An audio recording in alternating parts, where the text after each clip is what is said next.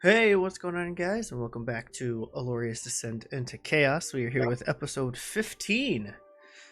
Um, where we last left off, the party has defeated Sylrila, the vampire sorceress, who had somewhat control over Black Hollows, a small town village in the middle of the forest. And after defeating her, the group has now gathered their things, had some discussions, some very emotional discussions between everybody before departing Black Hollows. And John Steele is behind the cart, but following at a decent pace. And they are walking currently through the tunnel of the Wyvern Hills that is kind of like a winding mountainous path that does have bits of forest and clearings here and there. With the party going this way, you guys are heading north-ish to a port town that was mentioned a while ago of Bitterbrook, and it is located on the Demon Shore, and that is pretty much where you guys are headed. And you were told that it was going to take about 3-ish weeks to get there. So you guys are currently going through the tunnel, and now you've reached one of the openings of the tunnel, and you see just a wide variety of hills, mountains, trees, and grasslands. Technically, the only one that sees this is John, because everybody else is inside of the cart. So, I guess we're starting with John. What would you like to do?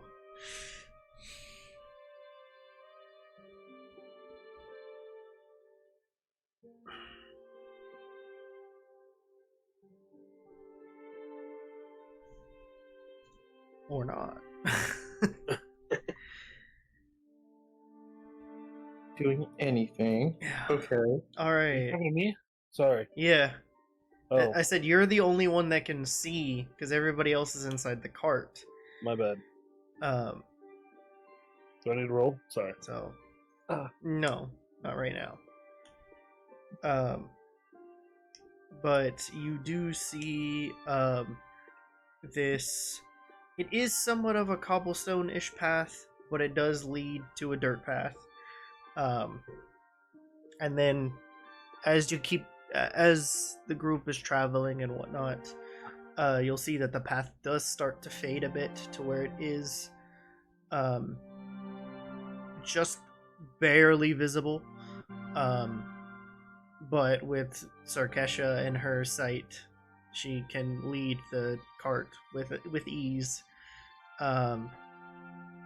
But yeah, you just see a bunch of hills, mountain range, and it's not that big of a mountain really, because it's similar to the mountain that you crossed to get to the temple ruins, where you regrouped with half of the party. It's in the similar direction that you're heading. So you're seeing some things that you've already seen before. And there's not too much going on. There's a little bit of wildlife, but that's pretty much it. Yeah, I'm just running. Just following behind. All right. I'm just running. I'm a runner. I'm a track star. You know, so I'm the. Have you ever seen the beer mile? That's what. Yeah. But it's the beer 10 miles. You know what I'm saying? Yeah. Yes. All right. So John's doing that. I guess we'll What cut would over John's liquor be? to Arden. You were last seen talking to William in the war room. But then after that, I believe you guys went your separate ways. So, where are you currently now? I want to say currently within my part of the cart in my room. Okay. Oh, and pulled the drinking game. Oh, here we go. No. We can't do this. Yeah. All right. Pulled up recently. Would you like to describe what your room looks like now? Because you had a little bit of time to decorate it. Absolutely. All right. So there's a more rules. The Fantasy My Little Pony poster on the wall on the far left. Why is my desk wet? That's on my desk, Cat? What is wrong with you? Oh my god. No, Sorry. I promise. No, you're good. I promise. Okay, cool. All right. So, first things first, as soon as you enter past the corridor and you start to see Arden's door, it's decorated with like intricate woven vines all on the edges, some purple, some like this really dark shade of pink. But like if you look closer, you can kind of see that there's like really jagged thorns kind of just hanging around the edges that kind of spiral outward depending on who's, passing by. They're kind of like reactionary plants basically. Okay. But once you go inside, you'll see that there's a giant camellia flower in the center of the room on the floor, acting as kind of like a nightlight lamp, but also like a centrifuge of magic energy. There's a giant spell circle that has different kind of flowers posted on the edges, forming like a pentagram there.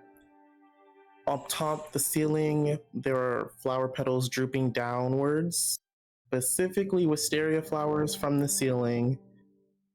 And then there's on the desk area, there's a couple of plants, some carnivorous, some opening fly traps there, a sakura bonsai tree that's just sitting in the corner. You can tell that it was kind of a special gift from someone. Cringe. Kill yourself. Okay. And then there is just the cart was kind of pre-established that you do have, each rooms do have place for a bed and a desk as well in the room, so there are those little added features as well, unless you've modified those as well. Yes, I have actually. My bed is one of those beds that has that little opening veil canopy syndrome kind of thing going on. So you kind of have to pull back the curtain to be on top of the bed. Mm-hmm. And lined in those are little rosebuds, not fully bloomed, just like little buds that decorate the outside.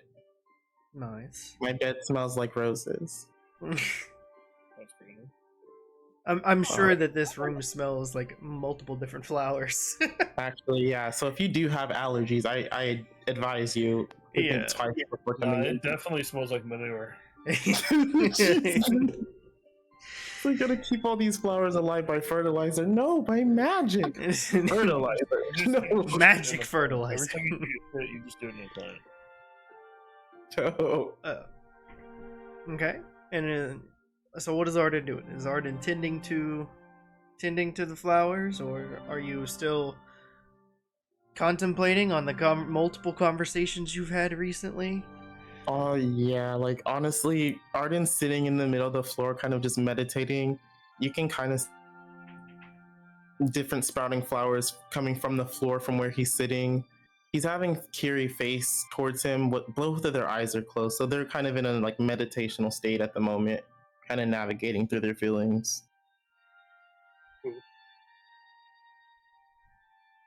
Having a magical interdimensional planar talk right now. Can you believe this shit? No, for real. Like, he's just talking mad shit. Alright, here we go. Peering into the mind of Arden. It's a pink, purplish, and a black headspace. And all we see is Arden and Kiri talking to each other. So, how the fuck are we supposed to do any of this? And Arden's just asking Kiri a multitude of questions, like rapid fire, going in succession. And Kiri's like trying his best to keep up with these answers. Want me to play Kiri? Go for it. I don't fucking know. I just joined up here recently. What the fuck do you expect from me, man? Like, we're tight, but we're not that close. Oh shit, I'm bad. I'm sorry. Like, I would have assumed that you would have had like a lot of answers for me, but like, guess not. You know. Well, you didn't ask me how I felt about none of this. Okay. Well, how do you feel about all of this? Honestly, I'm not too sure. All y'all are really weird. That's coming from a face. You know that's weird. Yeah, y'all bitches be dancing around like flowers in the moon and like drinking juices out of flowers. Y'all are some weirdos. What's your name again? I think you should lay off that sundew. I think that's really started to take Tell me your name. I think I need a new one. Kiri's feeling a little feisty today. And the corner's like, wait a minute. What nectar have you drinking recently? Well, unless you want to hand over your name, I think we should think of another way to talk. Hey there. That works for noobs. You're not getting my soul in my name that easy. Okay then. Then let's calm down and think everything through. So, with thinking everything through and kind of holding yourself back from this weird conversation of arguing a little bit back and forth, you It's recall. only an argument if you win. Yeah. You're not winning. Not winning. Arden, you recall multiple moments from the past a bit of your time on Stormwreck Isle, your time with the kobolds, the appearance of Kiri for the first time, the dreamlike state and somewhat vision conversation you've had with your motherly figure. You recall all those moments. And then you recall the recent moments of dealing with the Crimson Hand, helping Barry, and dealing with the Hag, and then finding out all of their debts that they owe, and everything from the shopkeepers and everything like that. And then eventually, again, landing on Sylrila, the Dampire Sorceress, who really, you have no idea why she was doing the things that she was doing, or why she had the artifacts that she had. And that's when you recall the artifacts that she had. You grabbed those, right? Yeah, a good chunk of them. No. No, you did I not. believe you had. Wasn't that the whole point of what we were doing? You got the stuff from the Hag. But you didn't get anything from Sylrila. Yeah, you're right. Arden kind of just scrubs his head a little bit.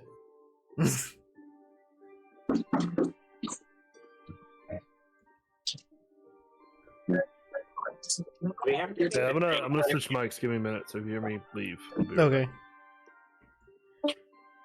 Okay. So, Arden. With recalling all the memories of the past events, what is your next response to Kiri?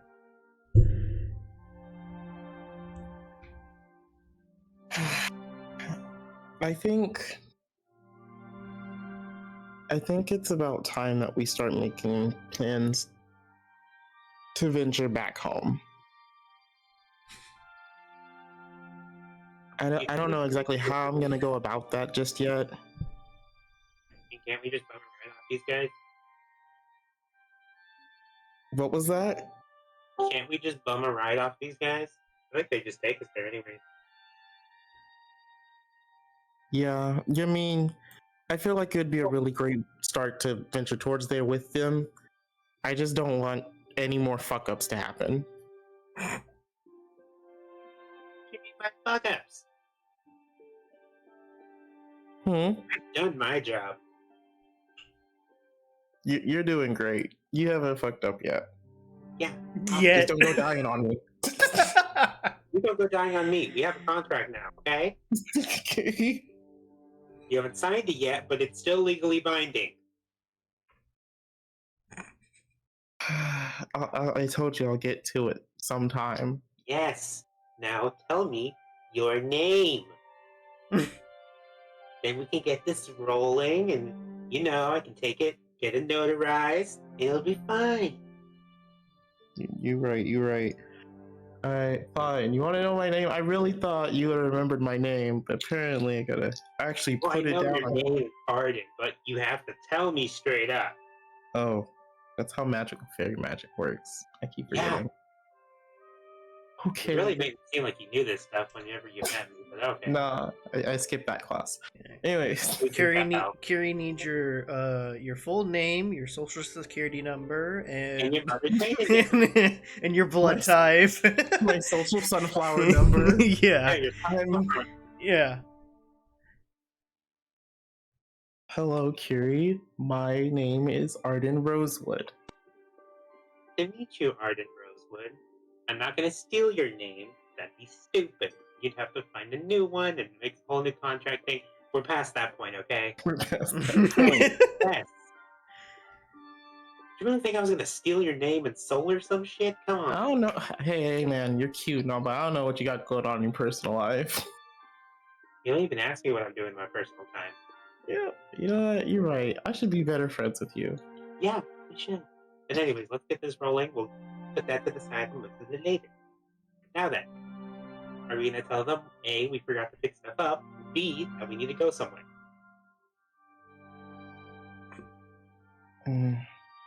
Yeah. I think it... Yeah. Real it's time to tell them. Okay. And Kiri starts making her way to the door. So Oh, you meant now? yeah, so While it's fresh in her hands. yeah. So with that, we'll cut over to somebody else who's probably doing something. Zarlius, you've been in your room since yesterday. Yeah. But with that time, just like Arden, you've also been able to modify your room towards more your style. If you would like to describe it, go ahead.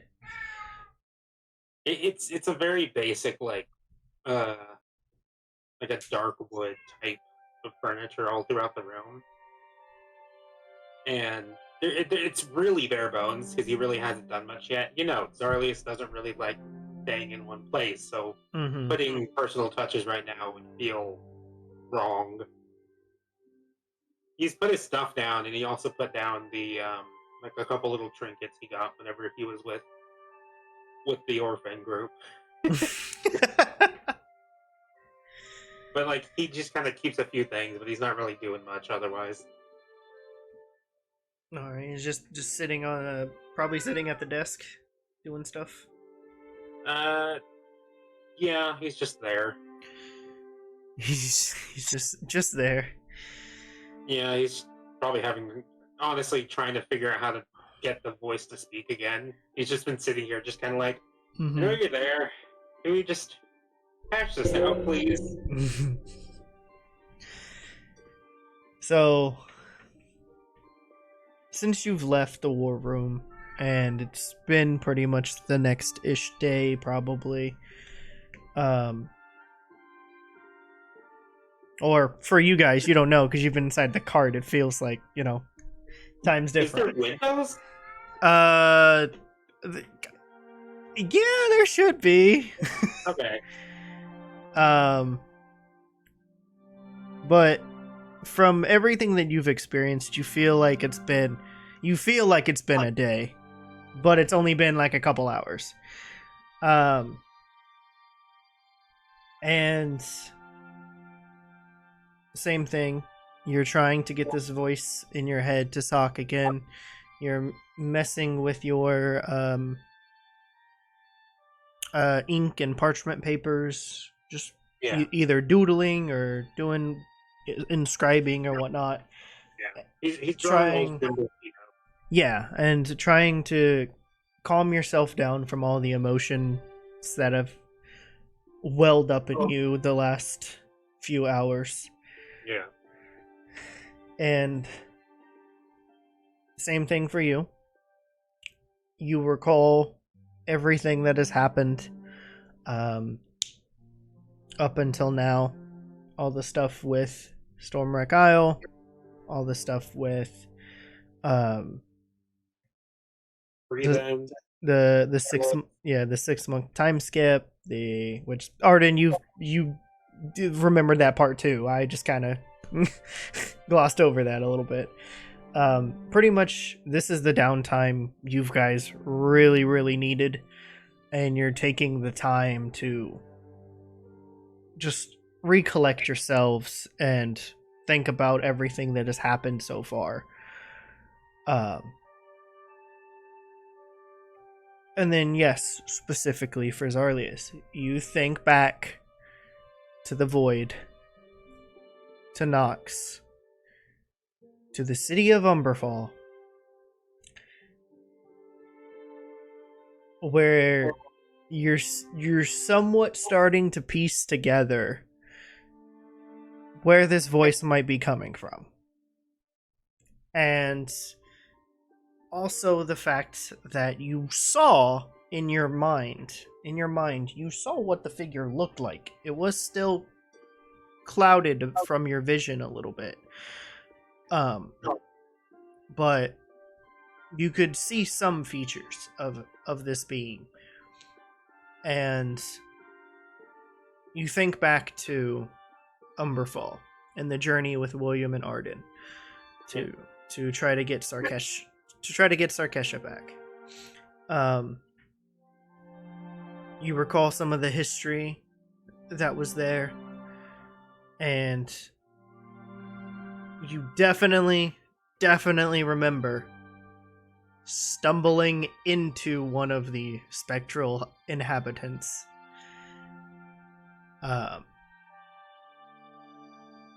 Joe, God damn it. So at this point, you can definitely feel this might be the person you walked through. Do I remember what that person vaguely looked like? Or is it just kind of like a humanoid walking? I'd say give me a history check. Okay. Yeah, give me a history check. Fuck, dude. 2. A whole 2. A whole 2. Yeah, I rolled a nat 1. I don't remember shit. No, you don't. No, you don't. From your vision, I will say, your vision was a little preoccupied with the current events that were happening at the time. So, being in a new place, again, kind of startled and shook Zarlius for a bit. Interacting with the spectral inhabitants, it was a little weird, but yeah, it was a weird moment, but you definitely I'll say you remember at least a little bit of features, but not too much. Again, they were still kind of, obviously they were see-through. So there, you don't get to see all the features, but I'll say the distinct features you see and somewhat is a tail and horns. Yeah. Okay. And I'm guessing I don't know anything with that species, considering I'm new to this world. Yeah. I would say you would probably think it is a tiefling just based on horns and a tail. Gotcha. But you're not exactly entirely sure what kind.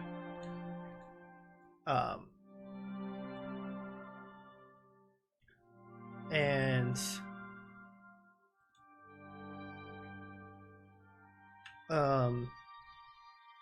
are you thinking of anything else, or just that?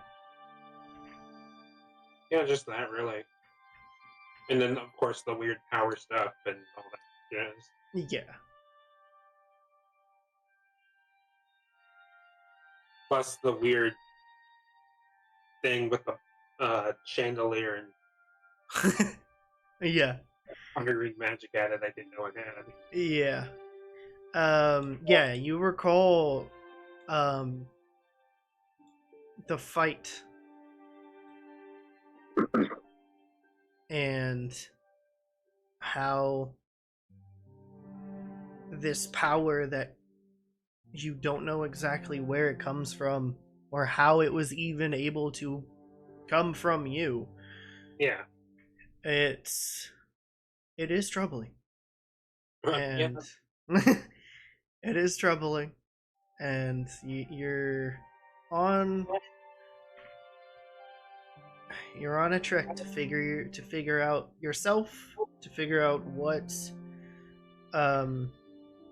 this means, who this being is.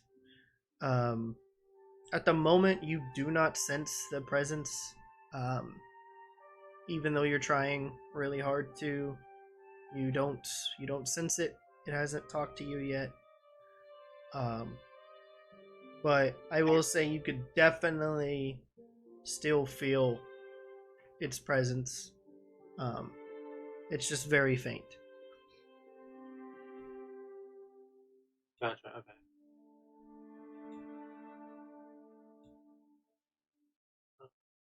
And then anything else, or is that pretty much what Zarlius is doing? Zarlius is just kind of scribbling away, trying to figure out how to communicate with it, because obviously he tried speaking to it and it hasn't really answered it. Yeah. Alright, we'll do that, and then we'll cut over to William.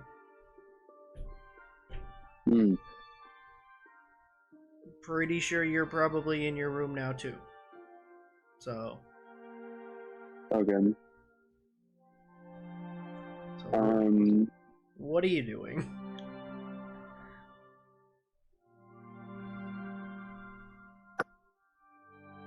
I guess.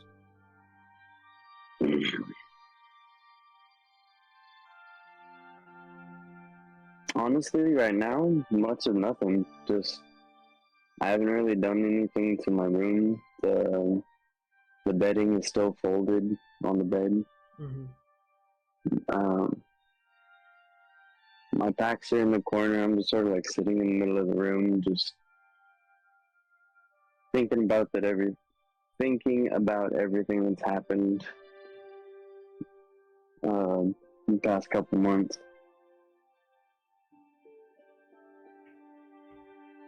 And I'll just sit there and do that for a couple hours. Okay. Yours is a little bit different from theirs, where your memories of the past are mingled because they're overlapping. You have your memories of growing up with Ander and Fuller and everybody else in the Blackwell family. And then you have the overlapping of the massacre in Knox. And then there is just the encounters with Nocturne come up a couple times, and then your encounter with the celestial being before departing Nox as well. And then the sense of the history when you were in Umberfall with Arden and Zarlius. You're recalling bits of the history that have multiple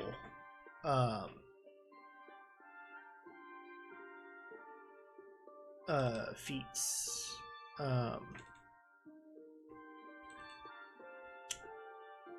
Where is that document?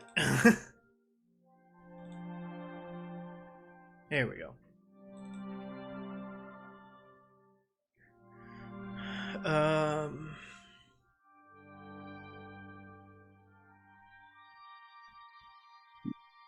Yeah. So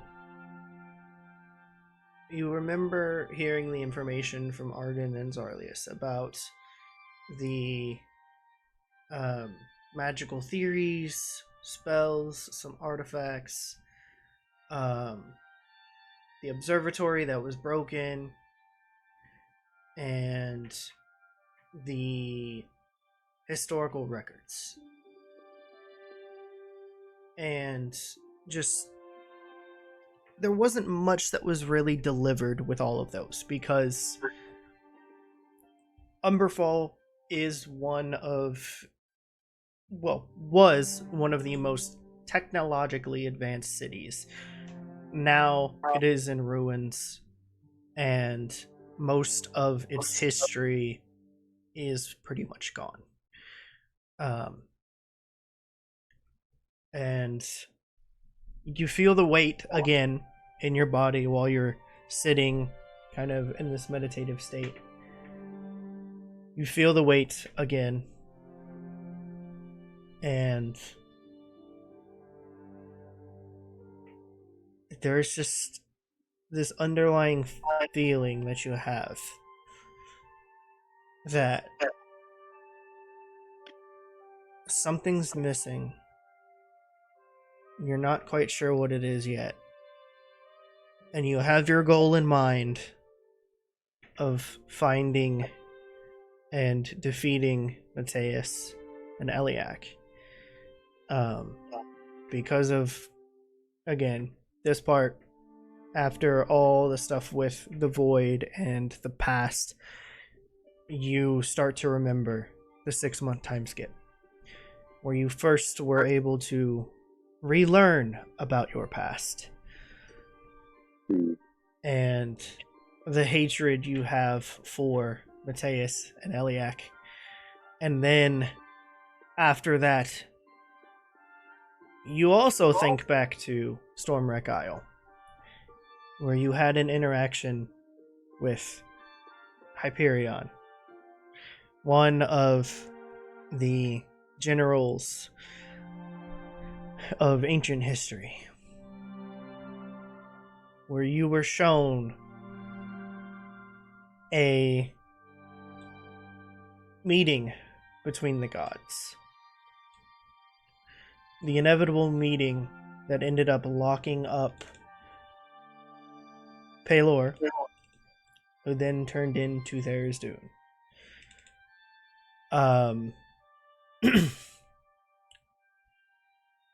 You recall the seeding of 20 gods. Some of them you could definitely feel at the time. Some good, some bad. That is just pretty much how you could feel the energy from it.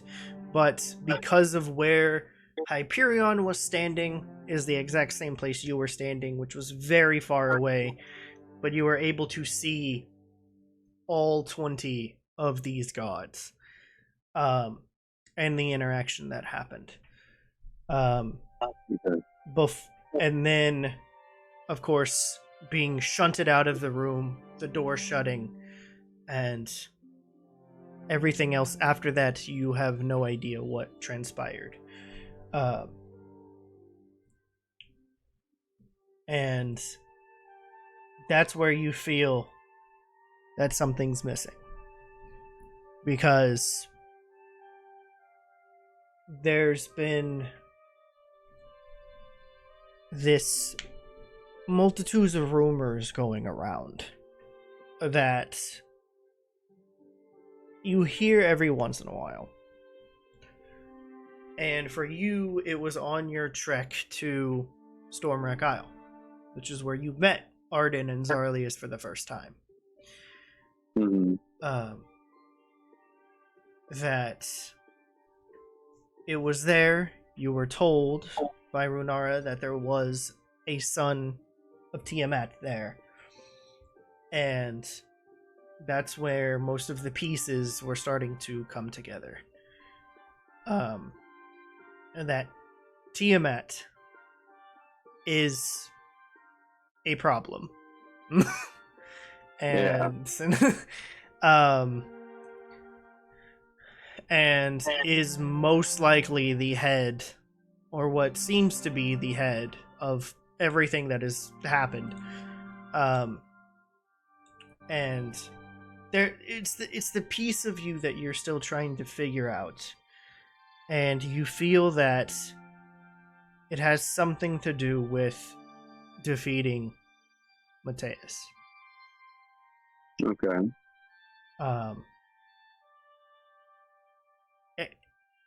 Because of viewing back when he was showing you your memories, you did see a glimpse of him during that part.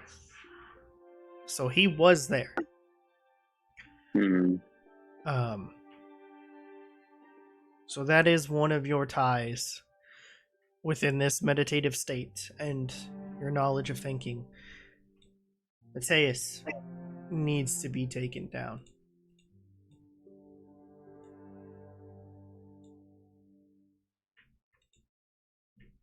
I mean, I guess I'll start. Yeah, I mean, thinking about the moments right before he showed me all those memories, and just the promise to him that I made if he hurt my friends, and then whenever I was actually able to see my friends, just made it all worse. Yeah. Because when you saw your friends, you saw Arden had lost an arm, but then was slowly regaining one. And then you couldn't find Zarlius, but then you did. And you saw that he needed a new leg.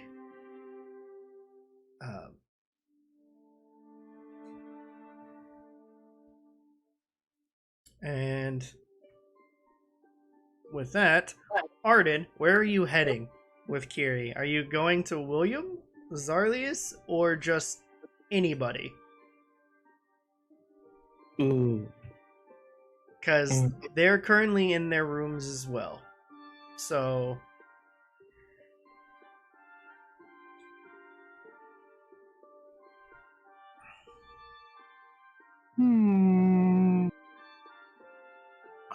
shit. you want to roll a d4? God. No.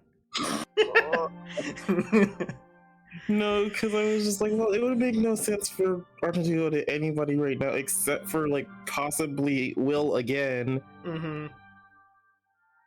So I'm like, Then go. Then go. Yeah. Yeah. That's the only possibility. Then Right, bada bing, bada boom. okay. Yeah. Cool beans. All right. Arden's not really as pissy as he was anymore, but he still kind of has a worried expression on his face, and he's just trying to find some easiness. So he's gonna go stomp to old Will's. Okay. William, you hear a knock at your door. Wait, what? Hi. Hey, Arden. What's up?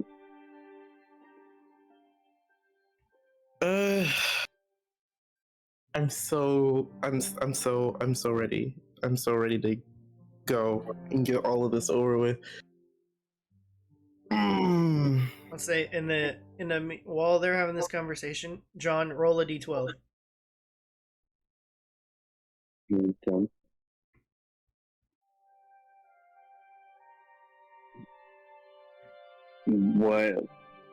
exactly are you ready to get over it? I don't. I got 4. Okay.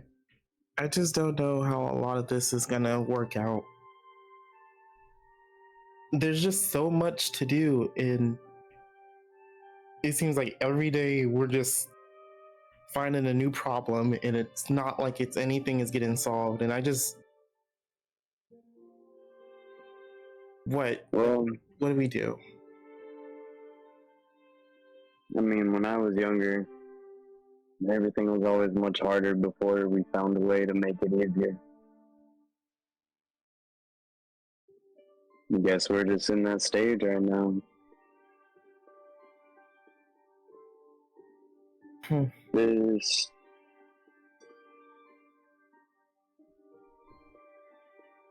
between Mateus and Eliak, Sylrila, and Death.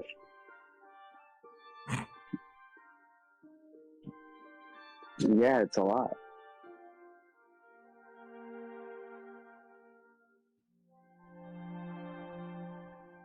But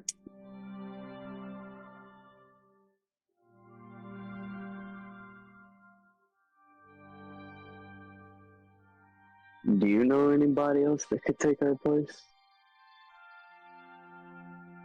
Your place? Our place, all of ours. Because I don't think it was just happen chance that we stumbled into all of this, and all of this happened to us. Yeah. I know none of us really signed up for this, like, for everything. It just hits different when you finally get a grasp on what we're facing. Oh yeah. Big time. Arden, while you're having this conversation with William, you feel your arm start to like tinge a bit because it's still like growing back and everything. It's at a point where you can definitely see most of the petals that form its shield-like design are pretty much almost fully grown at this point. Because back when you planted the seed into your arm for it to regrow, your arm has been growing back this entire time. And recently it was enough to where the flower petals during the battle with Sylrila, your flower petals were growing. Now you look down at your arm while you're having a conversation with William, and the final petal starts to form.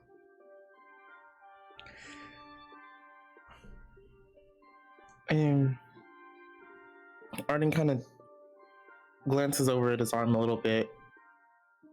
Like, he looks at William, and then he like double takes to look at his arm. He's like, hey, that wasn't there before, was it? No.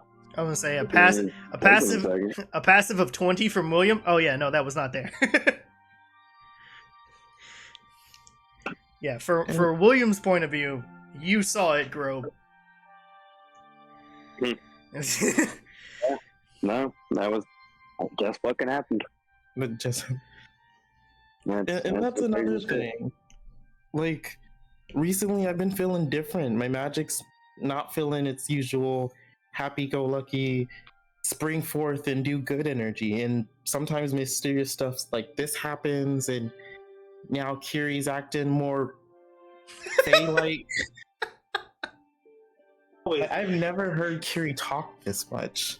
At this point, Kiri is right by Arden. Oh. Kiri, would you like to say anything?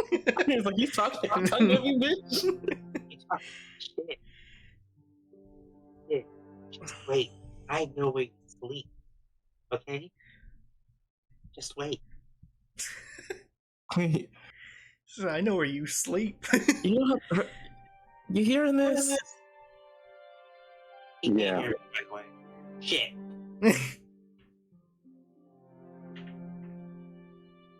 Oh no, sometimes you ever feel like you just want to like find a big thing to just go blast shit at until you feel better?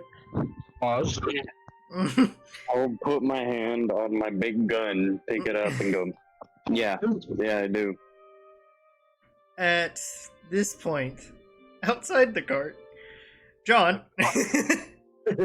Speaking of that D4 that you rolled, or the D12 that you got a 4 on earlier. Double bars? Yeah. The You last start 30 to seconds, see. the amount of things that were related to D is crazy. Yeah. You start to see 12 statues line the path ahead. So does Sarkesha, so she stops.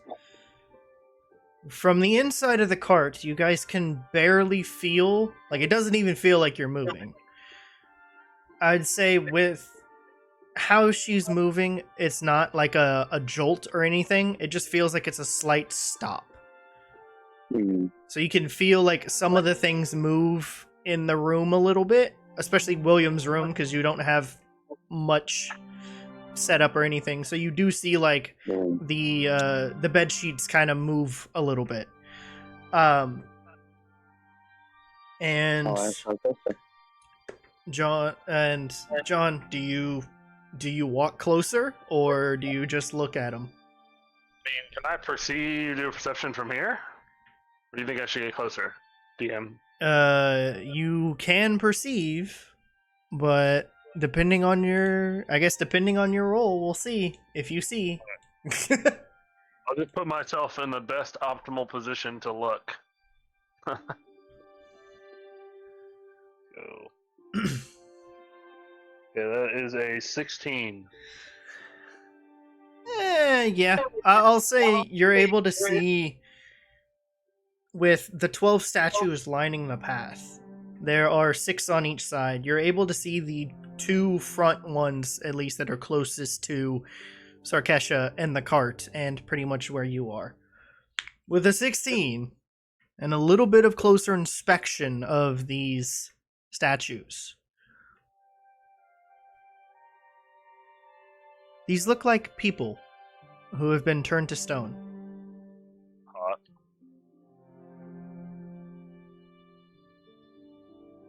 And William, at the time when you're asking Sarkesha, she tells you that there are just statues lining the path, and that's about it.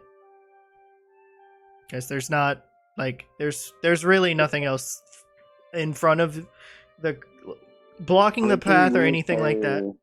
It's just... Can I use her as my arcane focus? Like, cast spells through her? I think so, yeah. Can I look through her eyes and cast blood sense to see if the statues are still alive? Sure. Okay. So I'll take the 11 minutes to do that. Oh wow. Okay. Real quick. I don't have then- a short bow? That's great. Do primeval awareness?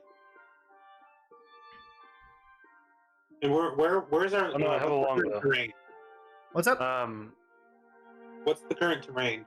Current terrain is Your mom's floorboards. a pathway leading up a mountain. Foresty? It is foresty where you currently are, but it does get more mountainous as the path continues. That's all I need to know. Alright. I'm gonna cast primeval awareness. Okay. Uh and sense if there's any aberrations, celestials, dragons, elementals, fays, fiends, or undead present within a mile, or within up to 6 miles if I'm in favored terrain. Okay. Should they know we stopped? Sorry, that's metagaming, but Yeah, they do. okay. So Zarlius, within your room, I just kind of have that you can horrible sense feeling where it's yeah. just like You something sense feels red. you sense fey pinkish aura in the next room over. Okay. You can definitely tell it's Carrie. Outside, there doesn't seem to be any aberrations, celestials, dragons, or elementals. It's not even fiends or undead either. But I'll say, with a hint of not really the undead part, you can definitely tell that these statues do same thing with the blood sense when that gets activated. They do seem like they are still alive, just petrified. Yeah, because I can see them from my window, right? Yeah. Oh god. I'm gonna be reading. I'm gonna basically be, let's say, Is my window open? I don't know. How far away from the cart would you say I am? 100 feet? Maybe like 50 at this point. Yeah, we'll say 50. So basically, when I see the cart stop, I stop. Yeah. I'm gonna take a knee and ready an arrow, longbow arrow. Okay. And question about the windows opening, I'm not entirely sure. You could try. I'm just gonna hurry up and exit the cart. Okay. Okay, John, you'll see Zarlius run out of the cart. Okay.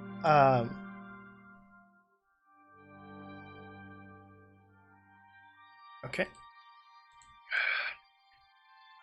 Does my danger sense go off at all?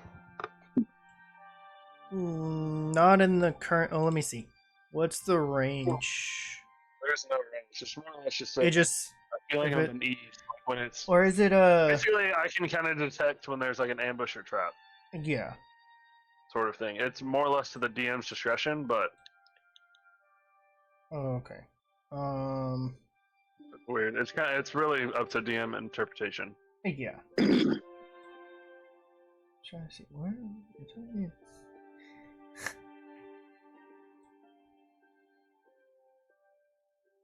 Okay. Crazy that I'm not even like I'm looking at your character sheet and I'm not seeing. Yeah, it's the first one, barbarian. You have to. It's weird. It's the first one, last thing of barbarian. So go to like a actual class. Fuck, there's nobody here. Or yeah, I'll look at the thing. Basically, it gives me advantage on deck saves, and then I'm feeling at ease. But whether the DM uses it or not, I use it. But. Okay. I mean, yeah. So it's an uncanny sense of when things nearby aren't as they should be, giving you an edge when you dodge away from danger. Yeah. Okay. At the moment, no.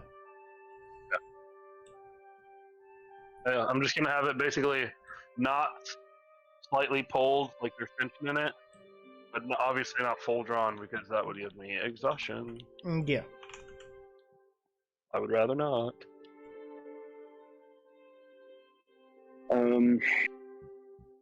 Arden, William, what are you doing?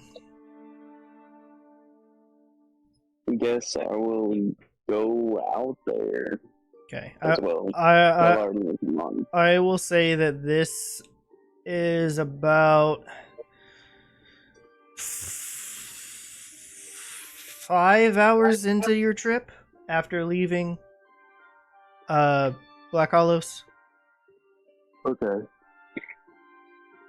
I'm gonna give Arden my lever action. I'm saying, come on, you wanted to blast him some shit.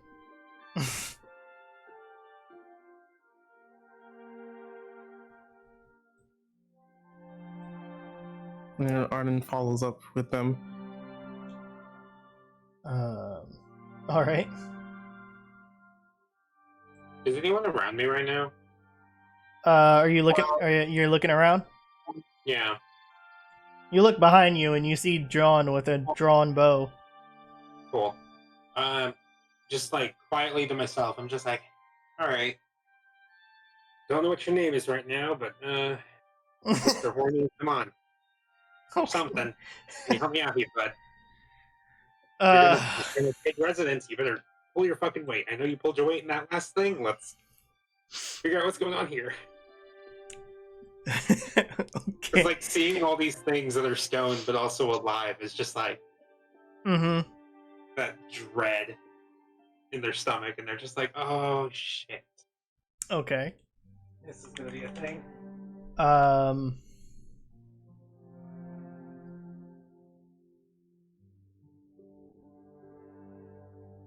me see.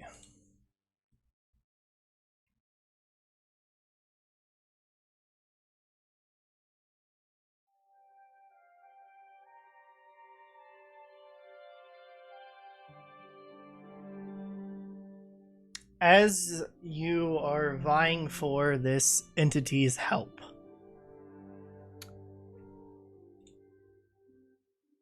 you feel the energy inside you start to well again. Okay. As a third level counterspell is situated at the one to your right, the one in front of you. Ruh-roh. Okay.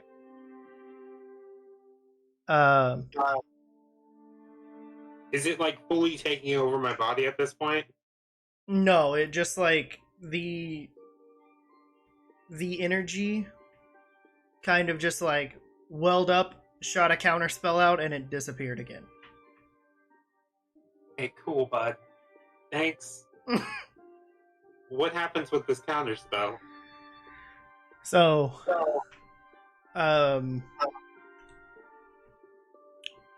it doesn't look like it fully worked, but Okay. it has, like, I'll say the head is exposed, so it's not petrified anymore. But the rest of the body is. Is the person's face just like screaming now, or what? No, it's like still in like a somewhat a vegetative state. Like they're not fully conscious quite yet. Okay.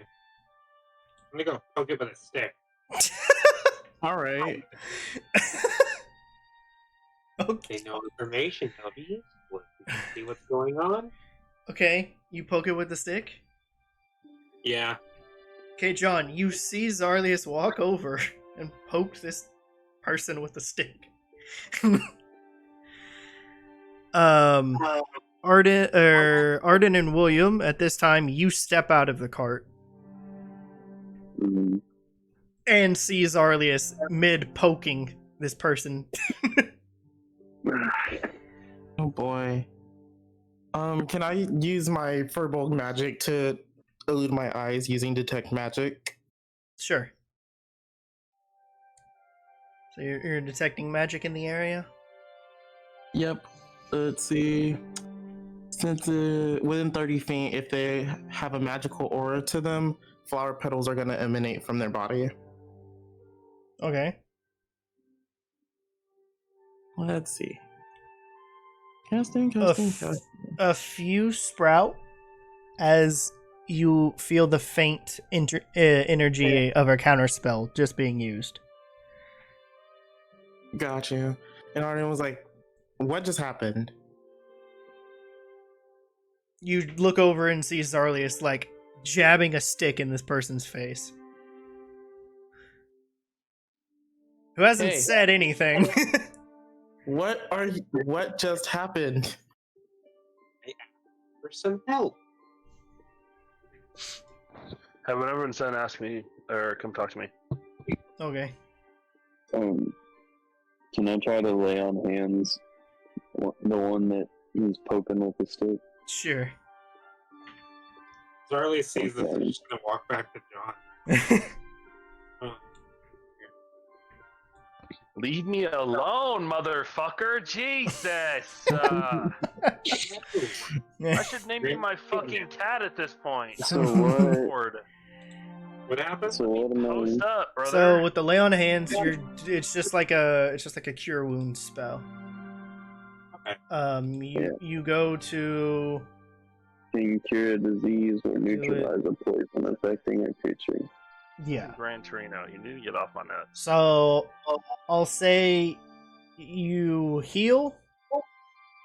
You heal the person, but again, they're still, the head's the only thing exposed. They're still petrified, down, like chest down.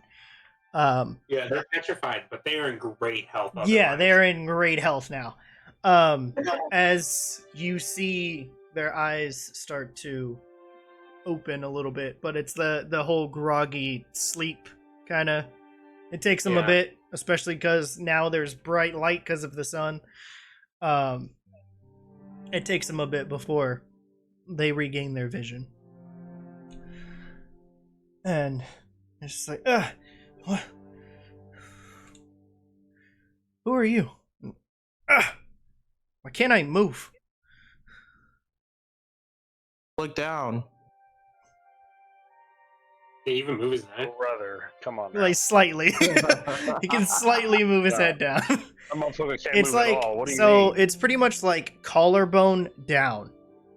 He can kind of move his neck a little bit. And I'm like, use your eyes. Look around, man. Like, come on. This is looking around and seeing all the other quote unquote statues. Who are these guys? And say, what? Yeah, we were just part of a caravan. What happened? Your guess is as good as mine. Oh, great. If they don't know, how in the fuck are we fitting in? Like, can Arden do like maybe an Arcana check to see like if this was done like via some spell? Sure. Using the Lexicon of the Lost to double my Arcana proficiency bonus. Absolutely not. Absolutely not. Using my Pokédex. What? Yeah. Figure out what did it. Keep going. All right, let's see. So Arden's gonna like carefully like look at the different like stone formation, see maybe where the spell started from, if it was just like a blast kind of thing. Kind of like when you look at like blast patterns from like bombs or gun wounds. It's like, where did it emanate from? So he's gonna do that. I guess I'll look for physical track. Okay. Give me 19? investigation. Give me Arcana. Was it 19? Plus another 19. I don't know what that is. Plus another 19. What was the score? What was it? Oh, a 19. Okay. Yeah. Okay. Yes. You can definitely tell that from his like chest area, and you're also looking at the other ones nearby as well, just to see exactly like where each of them were hit.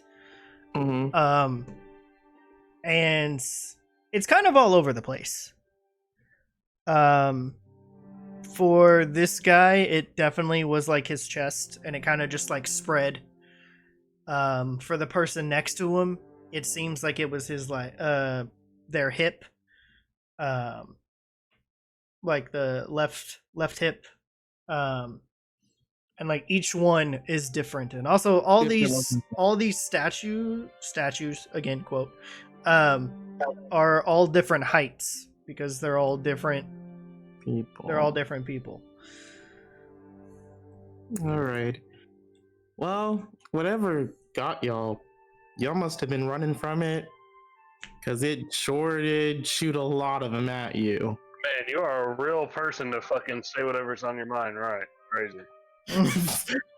Arden's going through a change today.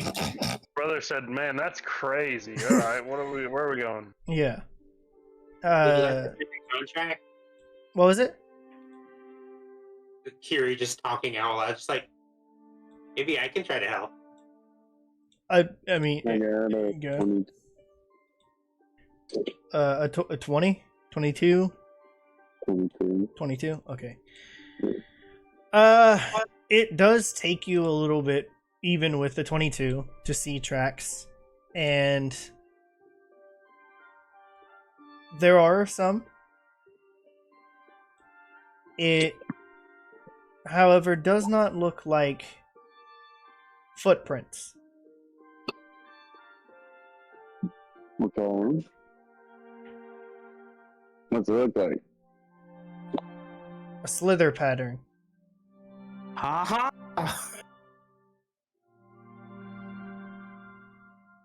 So there's just an indent into the ground.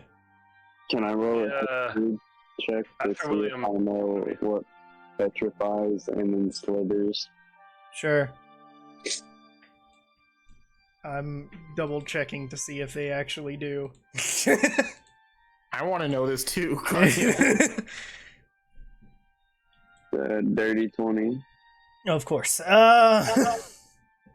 Naturally, I got a 13. It was a +7. Calm down. It wasn't that high this that was time. crazy, but that's all right.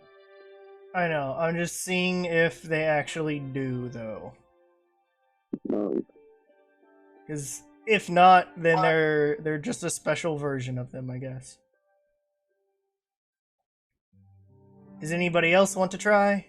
Yeah, I got Or- a +8 in survival. Let's go for it. Okay. Oh, we were doing survival. That shit would have been a lot fucking higher. Shit. Another 19. Okay. Yes. You recall, Arden, you remember back in your studies coming across a certain humanoid ish being where the bottom half is of a snake. These are called Yuan-tis. William, same thing. Just different different information on how you know. But it's the same thing. Yeah.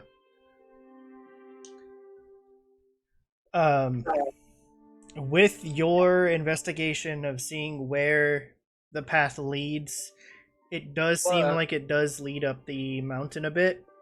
But off into the forest a bit more.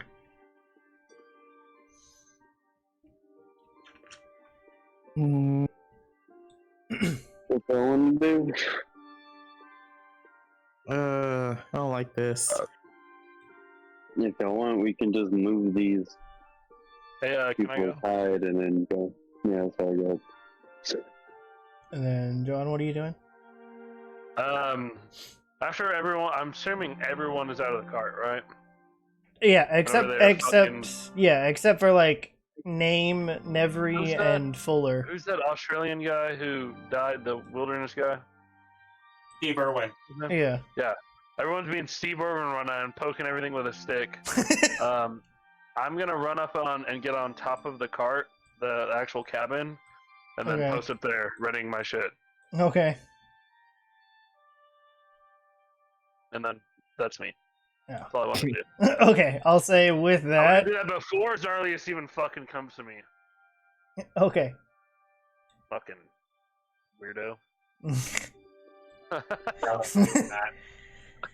Okay. Sorry, I'm a hater. So yeah, that happens. And I'll say all of you do see John just get up there. You alright there, buddy? Not saying. Make it up there okay? Not saying a word. It's not saying Got a it. word. Alright. Keep poking shit Alright. with sticks. That's all you gotta do. So that's crazy. Do what you Okay. made for. So I look at William, I'm like, well, they're alive. I don't know what you saw on the ground. I know what I saw on the ground. If you know what I know, I don't like it. I'm gonna be straight up real with you. I don't like this shit. but I feel like since we know that they were once alive and that this is to our knowledge, this isn't their fault. I say we move the bodies. Oh, they're still alive. Hold on. Move the quote unquote. Yeah, they're still alive. And you see Arden put up the The two quotes, fingers. yeah. Oh, my bad. It's literally Statues. that's literally what I've been doing the entire time. He did say bodies. He corrected himself. He was like, "Oh, statues out the way so we can go forward." Yeah. As you look over as you're explaining this to William, which you guys are a little ways away from the guy that has not been fully petrified now. Just look over at you because he can hear you. Because you're not being like quiet and anything. You're literally just talking. Yeah. I didn't realize how much of a fucking careless person you were. You really shit. Okay. So with that being said, Brother said, you pressed Brother, William, Arden said, William, like, so how's that going? What do you think? That.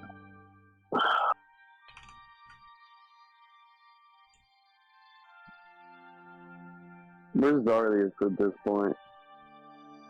I think he was standing next to the guy, but then eventually was turning towards the cart. Yeah. I'm just kind of here. So now he's kind of just standing by the cart. Okay. Well, what do you want to do, Zarlius?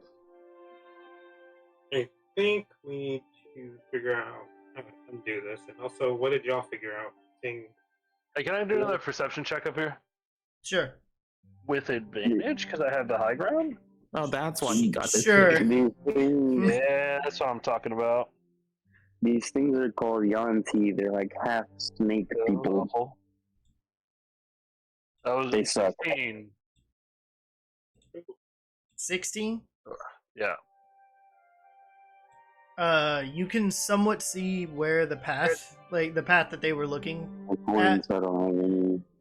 like it's very faint because like yes you do have the high ground at the moment, but like even still how it is the indent into the ground of like a snake's body, it is still a little hard to see, but you do see the part of the path that they couldn't see up the corner around the mountain. The indent of the snake body, can I tell where it goes?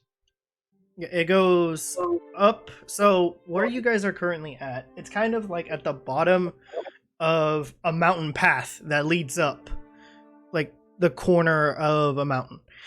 And these statues were at the pretty much like the entrance. Or they're pretty much the entrance to this path that leads upwards. You see it curve to the right a little bit, and then from where you're standing, because the cart is kind of tall,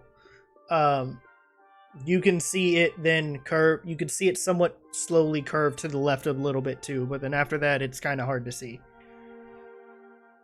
And so, as an educated guess, using my skill as who I am, where would I think the chick is sitting? I say chick. The Slytherin snake. We'll see. Give me your best guess. I'm gonna shoot over there. Okay. What is your longbow range? 650 feet. 600. 151 So feet. So 150 to 600. Okay. Yeah. Probably I'll say 160. Okay. So it's in between, but it's just So I'm gonna over. draw as hard as I can. Yeah, it's just over Basically- your shortest range one. Yeah. Yeah, so I'm gonna draw it as hard as I can and shoot it in that direction Okay. as accurately as I can. Okay. I don't think I need to roll to hit, but if you would like me to, I can. Go for it. Yeah. Okay, let's see. That's a damage. Okay, well, that's a 10. Yeah, you feel it. You think you got it right. You fire. You see the arrow fly off.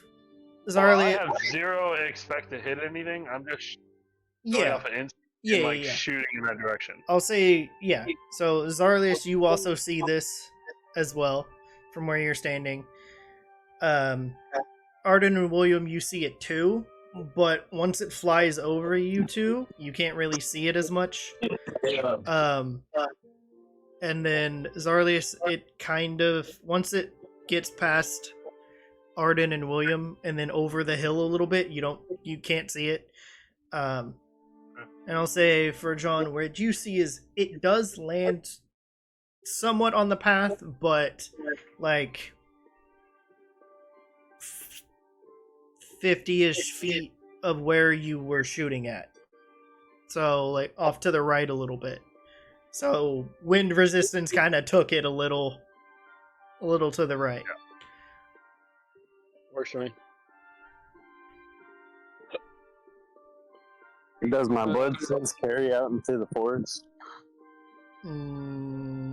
There isn't any blood sense, like from where you're at. There doesn't seem to be any blood sense at all. Okay.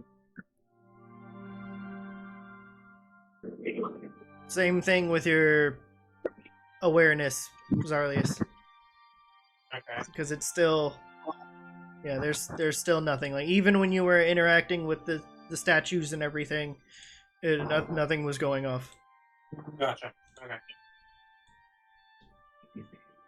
Can I search the area right around us? Like I'm not making this a big deal. I'm searching the area right around us to see if there's anything of notice or that could help them. If not, I'm just gonna hop on the cart. I'll say give me an investigation. I'll say with advantage because you're trying to help them, or at least try to figure out how to help them. I'll say with advantage, and then Arden, since you're standing next to him, if you want to do your own, you can. Because you'll see William start to try to look for what's around him. Yeah, actually. If you both want to do investigation checks. Yeah.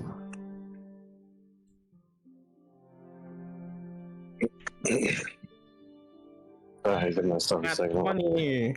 Okay, we got a dirty 20 from Arden. All right, dirty 20 from Arden. Okay. And this is what is it? Investigation. Yeah. And then advantage, you said? Yes. 16 for one. 18 for the other. Jesus. So 18. Okay. 18 and a dirty 20.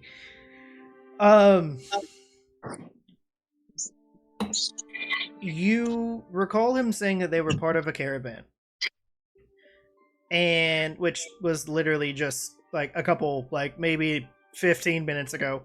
And since you are currently searching the area, it is overgrown a little bit, so it does take you both a little bit to dig through the nearby grass and off the path.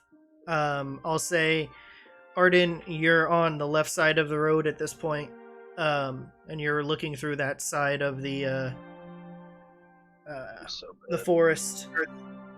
Eventually you come across a small crate, and then same thing for William, but on the right side, so behind the guy,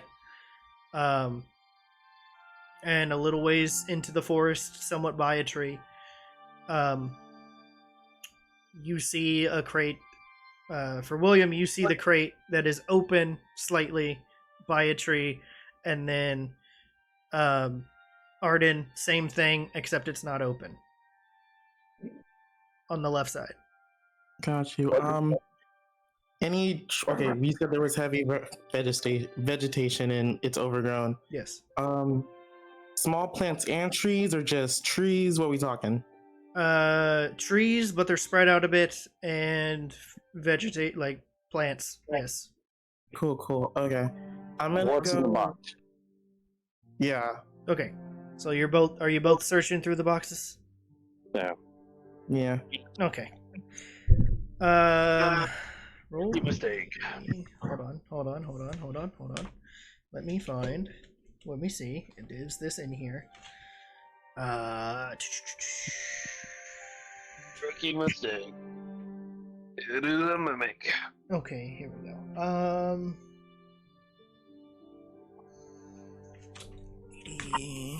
I'm looking through this book. Give me a second. Oh, that's great. Wait.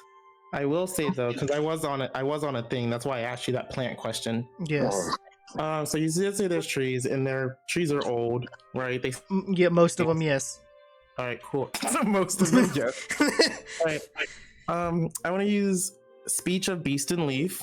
Okay. And I want to talk to this tree, nearest one, near the near the crate. Okay.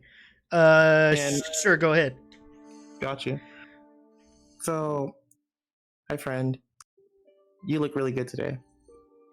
We don't mean to intrude and don't mean to be rude, but if you could give me like a slight branch wiggle on the left, if you saw some weird things going on that was kind of like violent and loud, and give me a branch wiggle on the right if you might know what these crates are about.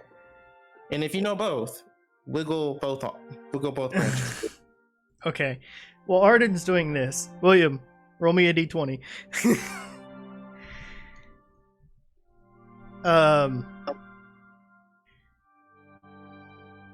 And Arden, which one was it? Was left for what and right for the other? Left if something violent and bad happened recently that the tree saw. Okay. Right if it knows anything about like what these crates are doing here. And if they know both, wiggle both. Okay, it wiggles both. What was the number? William? What a 6. Who's the 6? 6? That's a failed skill check. Yeah. Okay, inside this crate that is opened on your side, on the inside, you see a heavy-looking stone statue of a monster. It has inset teeth made with blue lapis lazuli. Oh.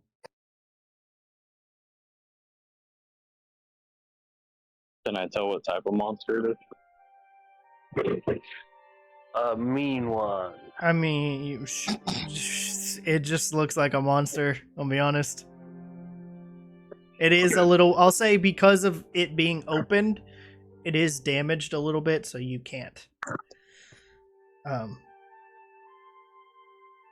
And then, Arden, roll me a d20. Oh boy. Get out of this little fucking box. Okay, cool. Also, in case I would have re-knocked another arrow. I know I didn't say it. Okay. Yeah, like readied another one. Just Zarlius, what are you doing at the meantime? Because you are currently standing by the cart. I'm just kind of keeping an eye out and anything to see if anything's moving out in the area. Okay. Give me a perception check.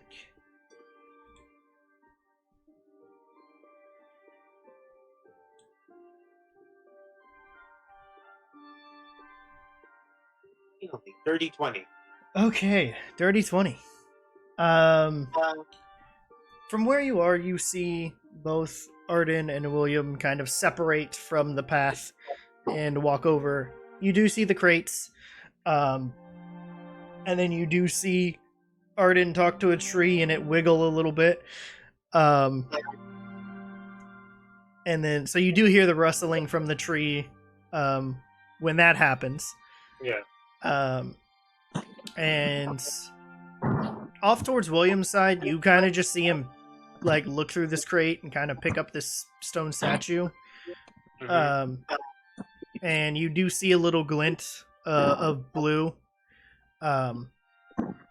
from it, but other than that, there doesn't seem to be anything in that is as close as they are, which they're probably about 35 to 40 feet away from the path each, like on both sides. Right. Is that all that was in this box? That was all that was in that box, yeah. Alright, cool. I'm gonna make sure to put it in my little chest cavity. Well, first, is it magical so I don't blow up? No, it is not magical. Alright, cool. Yeah, I'm gonna shove it in the chest cavity. Arden, give me a... Or was that the D20 roll? Yeah. It was a 9. Okay, no, this crate is a little bit bigger. You open it up and you see a couple of ceremonial daggers, swords, a mace, and they're each made with silver, gold, and bronze details. Or okay. So I'll say 2 ceremonial daggers, probably like 2 swords and 2 maces, and each of them are made with gold, silver, and bronze details. Oh, shit. Alright, cool. Do you guys want to keep looking for more crates? If so, give me more Yeah. investigation checks. Alright, cool. I'm gonna take the reserve whiskey out of my pocket and drink it. Okay. Bruh, this was... easy. Can we roll with advantage since we're looking for things, since we're now determined to look for cool shit? I'll say because you have already found 2 crates, yes. Okay. I'm sorry, I just couldn't take that 6. I really couldn't. Oh, what the fuck? You rolled twice. That's a Alright, cool. I'll take that 20 though. I'll take that dirty 20 though. Okay. Again, both of you roll me another d20 each. Okay. Hooray. If it comes, I'll say if it comes up with the same number, roll it again. Alright, cool. Thank God. I got 3. I can't got remember what 11. my number was last time. Okay, you're good. You're finding all the freaking artifacts, dude. You found another small crate that has 3 statuettes. One is carved with ivory, one from stone, and one from malachite. William. Okay, same thing. Doop, doop, doop. Yeah. Was it 11? Yeah, I swear if it's more daggers and shit, I can quit. Do you find Well, it? let a dude know so we can fill up our armory. A long purple cloak, a golden crown, and a scepter. Hold on. Oh, shit. Hold on. I told Is this going to a king? they're part of a caravan. Alright, I don't know what the fuck. I don't want to put it on, but well, nah, fuck that. I'm gonna put on the crown. Oh my god. Okay. Fuck yeah. Passive of 20, William. Across the way, you see a glint of gold being put on Arden's head. What the hell did you find over there? Like, Y'all are yelling this at this point. Y'all are yeah. too far away. Y'all are too far away No, from each other. I'll be talking through the earring. Yeah. but he says it loud too. So I'm like, what the fuck did you find over there? Bro said, you'll never guess. Yeah. I don't know what rich bitch had this, but like, it's pretty. What you mean it's pretty?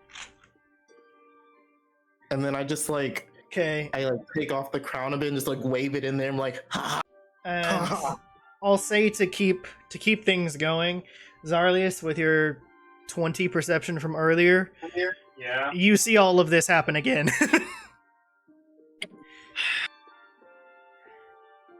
Do you want to join in is the question.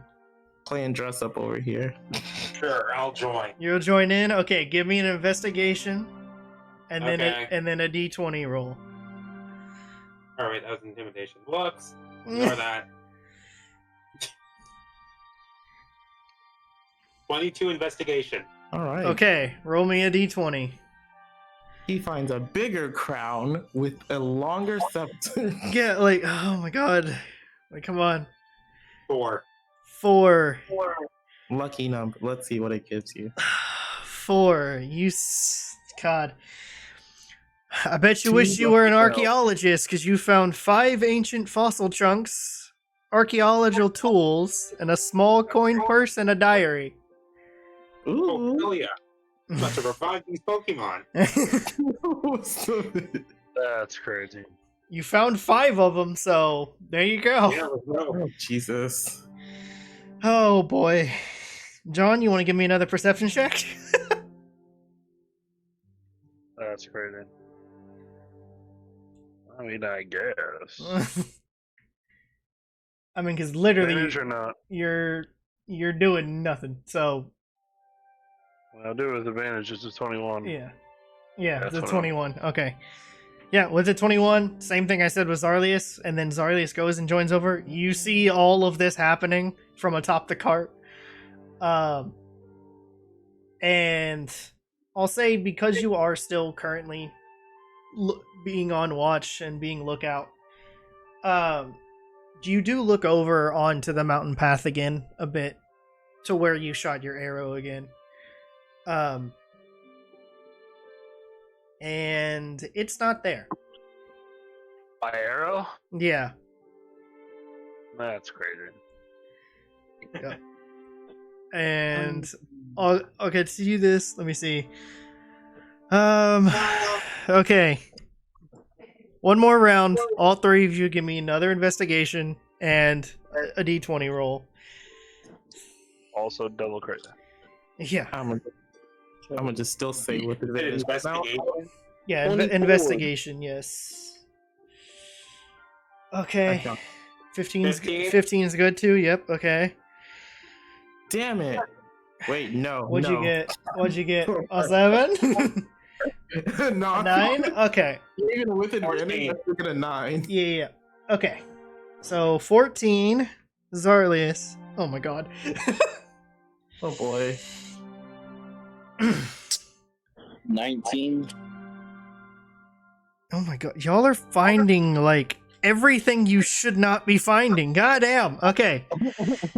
Okay, and then Arden, what is your number? With the advantage roll, it was a 9. A The 9. previous Okay, one. I'll say yeah, just roll another d20. Alright. Okay, so I'll say the ones that have been taken. 3, 13. 13. Okay. So 3, 4, 6, 9, 11 are all taken. Okay. That's odd numbers. And now 14, 13, and 19 as well. Gotcha. So 13, Arden, right off the bat. You see many bottles of different shapes and sizes. Ooh. As you examine them, and you kind of accidentally like spray one as you're picking it up, Stop. it contains exquisite perfume. Hey, what? Ooh. Cringe. So I'll say, Unfortunately, we didn't need to have that. yeah, it says many bottles of different shapes and sizes. So I'll probably say there's 4 of them. So this was a really small box that you found. Pretty girls. I'm taking this shit. Zarlius, with a 14, you found golden manacles connected by piles of long silver chains. Don't know if you can pick it up, but give me a strength check to see if you can pick it up. Can I transform and then try? Sure. What would that count as? Advantage on strength. Okay. Bet.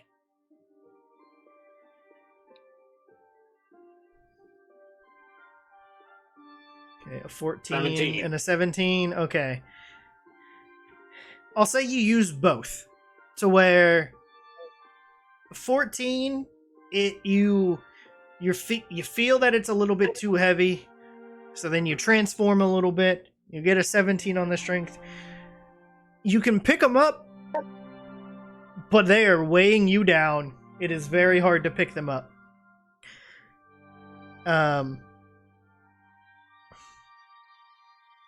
And oh my god. William, you just start shoving in more statuettes, 20 of them. 20? Okay. Golden ones this time. And each one of their eyes are bejeweled and shiny. Ooh. Okay. Save me the pink ones. Okay. Oh my god. Okay. So that's 24 statues. 24. Yes, 24 statues, yes. Yee. Gang. Let me see. Do I have anything in here that'll help me on what you guys are trying to get? Because I just need one roll. Like, hey, Kiri, does this cape make my ass look fat? That's crazy.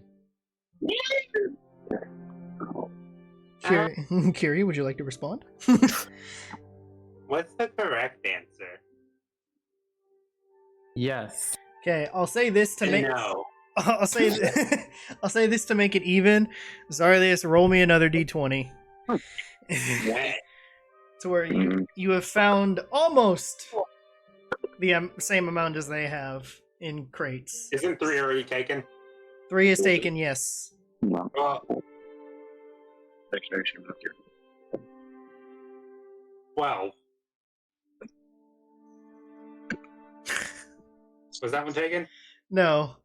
You find expensive silver cutlery, a cutlery set, with bejeweled chalices, plates, and jugs. You found kitchenware for the cart.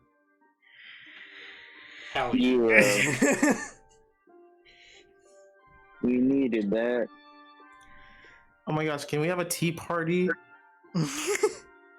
Hey guys, if this is belonging to anybody and somebody asks, remember, we don't know.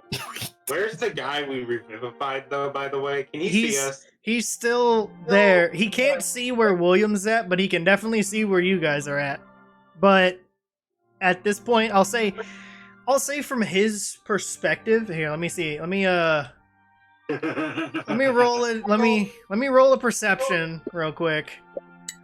Yeah. Yeah, okay, 11? Yeah, no. We're No. just making sure everything's good. Yeah. Nah, Arden's gonna be like, and even if it's, not, Yeah. our services don't come cheap. Yeah. And he just starts walking with the You start walking. You start walking back to him. You start walking back to him with the golden crown, purple cape, and scepter in hand. Yeah. You're just walking back to this guy that's petrified. Okay. I'll wait till everybody else moves it. I'm gonna be a bit. Okay. Zarlius, roll me another d20. Okay. I think with this, everyone should have gotten at least like 3 or 4 each. 3. I 18? think we both did it 3 times. Oh my god. 33.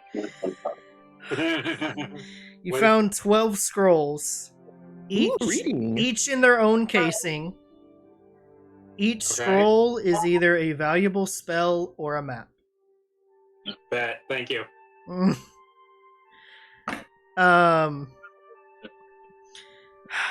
There's literally just one freaking number I need y'all to roll. That's it. How many do I need? Okay, I'm gonna roll 20 d20s and we're gonna see what happens. I just need 5. I need a number 5. That's all that I need. I rolled a 5. Did you? No. Yeah, I rolled 20. Okay. Let's see. Yeah. Expand it. Does it say? There is a 5. Okay. Yeah, I did it. There is a 5. Okay. You go over, you find this small chest crate. It's open a little bit. It's about freaking time. You find a small stash of potions. Some are labeled, others are not. With this, Hey, Kiri, you want to try some of these unlabeled stuff? With this, I'll say there's at least like 10. 10 potions. Okay. Is that everything of note? Yes, because I'm tired of you guys looting. Cool. Those are all of the crates that were nearby that were from this caravan. Okay. Which, also, there are no tracks for their cart or the cart itself.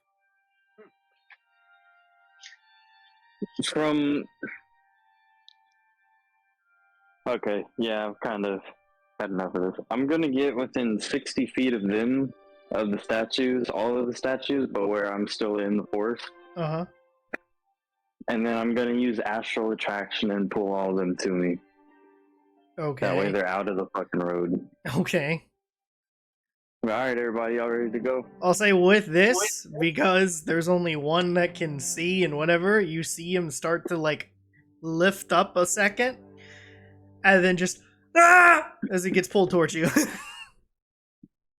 And the other ones don't, because they're still petrified. Yeah.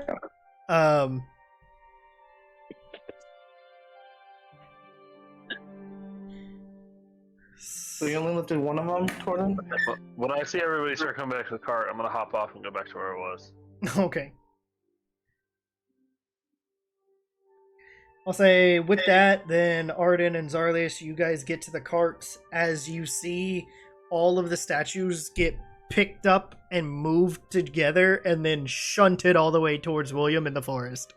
Jesus Christ. And you hear the guy screaming, and it's the audible where he's loud and it goes away. I never learned his name. No, you did not. He will be missed. All right, you guys gonna continue on your way, or? Yes. Well, if everyone's getting back in the cart, yes. Yeah. And I'm sitting outside on the front, like I would be driving, but obviously I don't need to. Yeah. Okay. So William will stay out front. Arden and Zarlius, you'll walk. Are you going out front, Sam? Yeah. Okay. I'm gonna open one of my pocketbooks. Are you gonna drop off some of the things you got inside the cart? I don't need the scepter, and I don't need to wear the cape, so I'll go put that in my room and then come back out. Okay. You still got the crown? Damn right. Okay. Okay.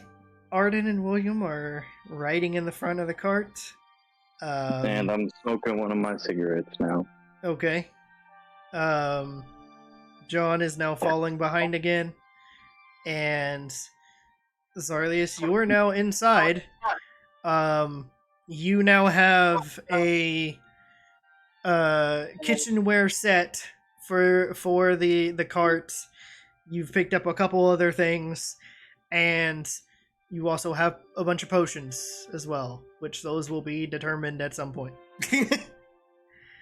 And the scrolls and maps as well. Okay.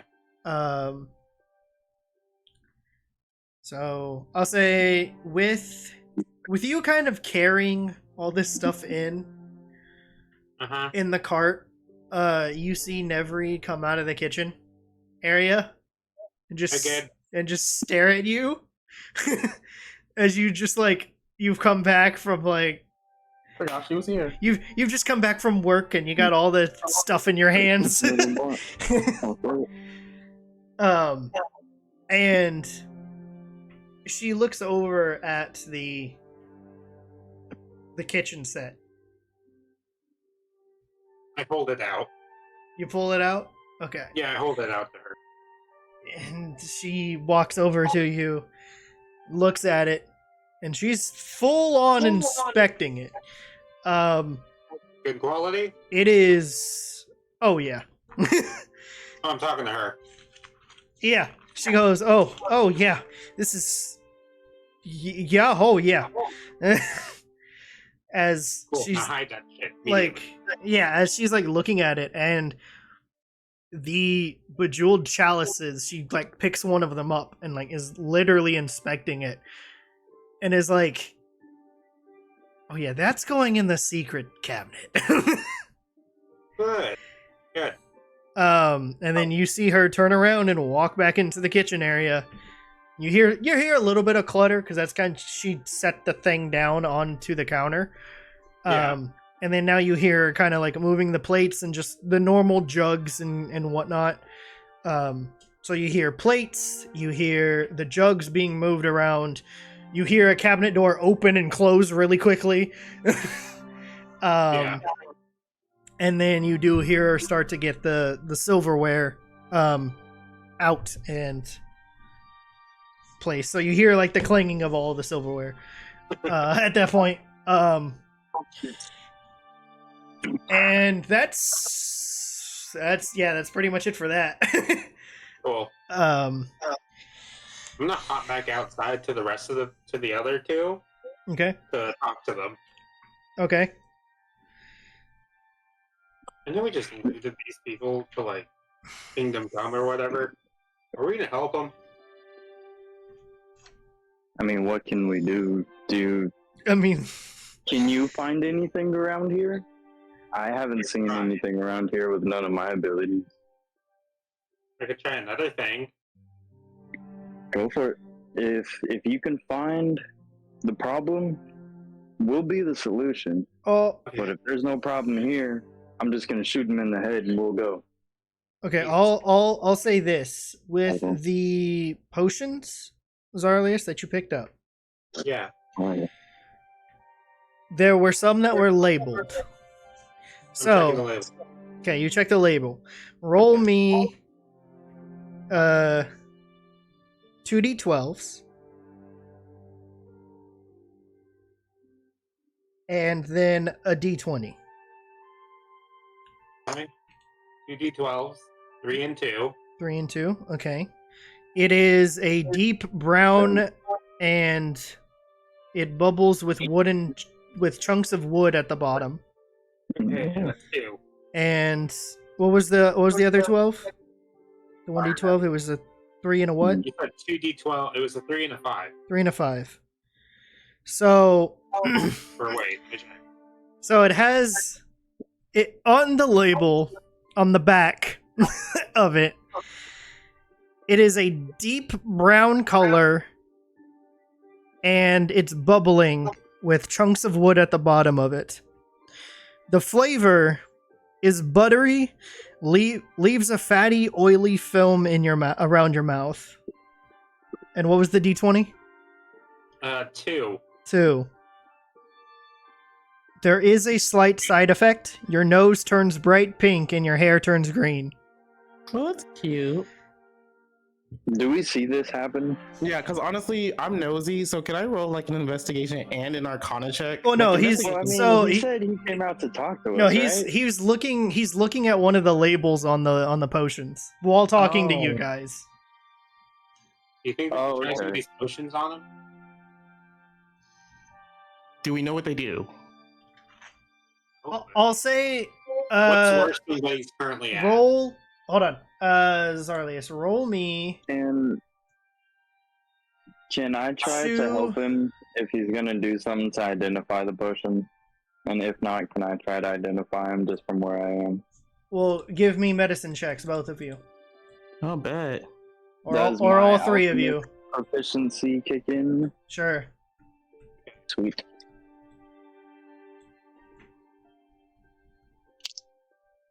Okay, a 12, an 11. Okay. Hold on, I'm getting to it. You said Medisound? Yes. What was it? 26. Okay. The obvious one is I said there were at least 10, maybe 15 at the bottom of the crate. You probably couldn't tell. But you picked it up anyway.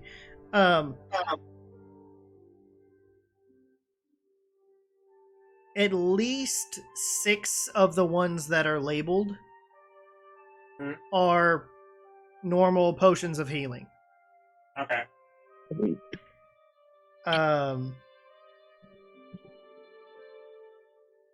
And then I'll say there are 2 that are. Let me check real quick. Potion. Let me check the right naming for this.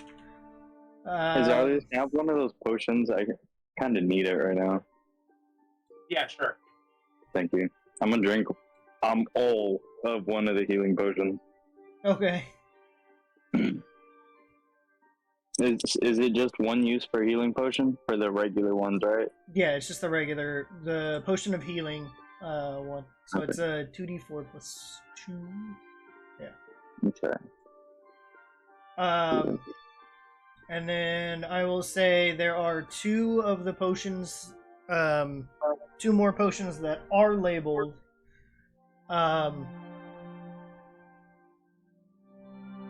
That is 2 permanent potions of vitality.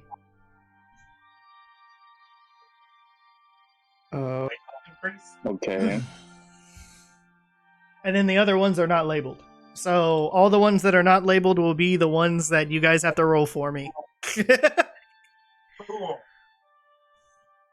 Isn't that what the medicine thing just was? Or was that... No, the description of the one that there is one of the potions that one of the ones that is a mystery actually did have a label on it. It was on the back though. And it was the one that was the first potion that Zarlius picked up to look at. But all the other ones, as you're like looking through this like crate of all the other potions, you find the 6 potions of healing, you find 2 potions of vitality, and then the rest, so like another 5 to 6 ish, are just random. But one of them was labeled. Okay. One of the random ones was labeled. That's what it is. But all the other ones from now, we'll be doing the rolling thing to figure out what they do. So if you want to give, I'll do that. if you want to give this guy one of the random potions, go for it. We'll figure out what happens. I mean, he could explode, he could melt, you know, it's up to chance. What do y'all want to try to do before we go? Give him something, hopefully else. Alright, which one? How many are unlabeled again? Like six, maybe 7-ish. I think. I don't know. I know I said like 10, but I think I was about like 15 or 20 in the crate. Well, the 6th one, we'll just take that over to him. Okay. Yeah. So you're taking over the 6th, or the 6th one is which one? I just whatever's left, out of the 6, just left to right. I just picked the 6th. Okay. Are you going to give it to him? Like feed it to him? Like make him drink it? I'm gonna ask him first. Okay. You walk over to this guy who is now. It's a very weird moment where all of the statues, quote, are all like surrounded in this one spot, and he's now like staring at one of the most of the other ones, and is kind of freaked out a little bit, and sees you walk over. It's like, this is weird. I know. I have two options here, okay? Okay. My two fingers, okay? Number one, you take this little bottle. Not sure what it is, but it could help the situation. Or, okay. Number two, I try to communicate with something that I don't know. Oh, okay. It's what caused the counterspell, though. So, I mean, I do little jazz hands on the counterspell. Oh, on the little, the little jazz hands on the. He goes, well, I mean, yeah, okay. So, which option do you want to try first? I guess the potion, because you got it. Okay. Do you know what was in the caravan y'all took? Not really. No, we were just sent on a mission. As he like looks over at the other statues. And you said roll medicine for these potions, right? No, the 2d12 and the 1d20. Okay, 2d12. Yeah. And as he's like looking over at the other statues and seeing like, and at this point you're also looking at them too. You definitely see the difference between them. You see like there's like a halfling, there's a couple of humans, there looks to be like a half orc, and like maybe one or two elves. You can't really see which kind of elf since they are petrified. Yeah. And yeah, he kind of just like looks over and it's like, well, we were kind of just sent on this quest to deliver some stuff. And he looks over at the half orc, is like, well, he was our brunt force guy, but got overpowered. Looks like it. Gotcha. I have a question. Uh-huh. Do you want me to face you away from them? Come hold hands in a circle. Yeah, he hears Arden. Like, Arden, do you yell that out? Yeah, I'm like, make them hold hands in a circle, a friendship circle. Arden, I'm trying to establish a rapport. And well, so he hears Arden's response. It's like, well, it's a little bit better than just staring at each other's faces. So wait, a circle or face away? Circle. Okay. Arden, get your ass over here. You're helping. Arden hears that, like, heavy as the head. Okay. Are you still wearing those clothes, though? I'm wearing the crown only. Okay, so we start turning them around. Yeah. I command some of the the tougher vines around here to just kind of move them around a bit. You pull out this potion, Zarlius. It is a red and viscous potion in appearance. Mm-hmm. It leaves a thick trail around the bottle. And you give it to him. Oh god. It has a tangy and acidic with an odd licorice undertone to it as its flavor. Okay, go off, I guess. And you start to see that his hair turns into leafy ivory, and for a day, he can communicate with the plants. Oh, look at you, buddy. Okay. Score. Now we go to option 2. Okay? Uh-huh. In the middle of the circle, I'm just gonna sit down, hands in my lap, and I just start going, hey, bud, you're gonna have to help me out again. I don't know who you are, but I know you keep digging through my memories, so you owe me a couple. You owe me a few here, so you're gonna help me out. Or I swear to God, I will think of the stupidest shit possible, and I will rot your brain.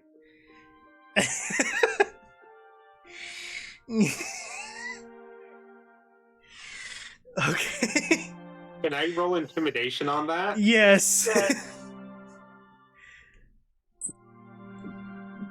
Okay. And he's gonna do a... Fucking hell.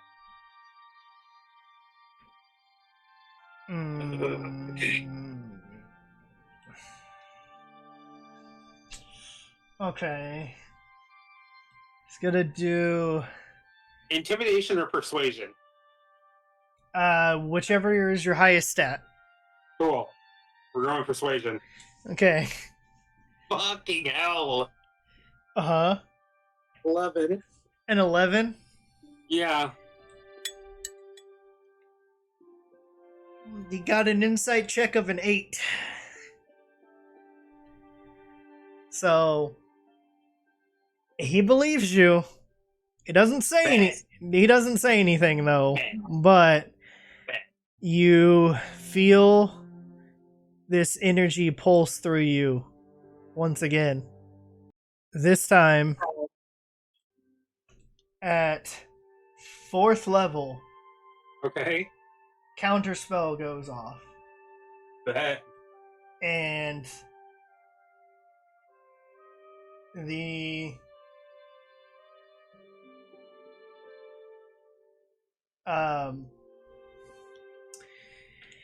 this, as you're meditating in the center of this circle, with Arden kind of rearranging the last like 2 or 3 people with the vines into this circle formation. Oh shit. And the guy now has leafy ivory hair who can talk to the plants. So for a weird second, Arden, you feel this sense of just this weird talking and just this mumbling and whatnot. And as you're like moving the plants and ivory around, they're kind of like, because you talk to plants all the time, so you know this feeling. It's definitely odd when somebody who has never done it before does it for the first time. You never know what they're gonna say. Yeah. So I'll say this is, there's a lot of words being said. You can figure out what they are. And yeah, you're through the plants, you are able to hear his conversation to them. And for Zarlius, Yeah. focusing on this energy, focusing on this being inside of you, being persuaded by you to release more of his energy and help you out, and was slightly, not really, but slightly it's not, I guess, annoyed with the fact that you're like, well, I'll think of some crazy stuff that you won't like or whatever. Yeah. In the meditating state, the same voidish purplish aura emanates from Zarlius once again. This time a little bit stronger. Arden, you can definitely feel this power because you are nearby. I'll say, William, you do too, but not to... It's because they're far away. You sense it, but it doesn't really concern you. You know what the void power is and what it does. And there's like, as the counter spell goes into effect and just flares out in a ripple effect around Zarlius to the centered statues. The guy that was already hit by the counter spell before. Yeah. He gets freed. Oh hell yeah. The other ones, I'll say the halfling gets free. Uh-huh. I'll say the 2 other humans that are in this party, or no, hold on. There's 12. There's 12 of them. God damn it! I gotta figure out how many there are here. Okay, the halfling and the gnome get free because of height wise. Yeah. The guy gets free because he's already affected by a counterspell before. And then I'll say the half orc guy, same thing. He gets half depetrified. So for him, it's kind of like half of his body is available. The other half is still somewhat petrified. The 2 to 3 elves, same thing, except different parts of it. So some of them, all of their faces are pretty much. So for the half orc, half of his face is still covered, and then 2. So for him, it's like literally half split in half right down the middle. He can, part of his body is free, the other half is not. And for the elves, again, all different because of where they were hit in whatever spot. That part gets free, and so does part of like their face. So they can move a little bit, they can breathe, and whatnot. And this is where you start to see the difference between the elves. You see 2 wood elves and I think like an Eldarin elf as well. And one of the the 2 wood elves have staves in their hands. So you can tell they're mages. And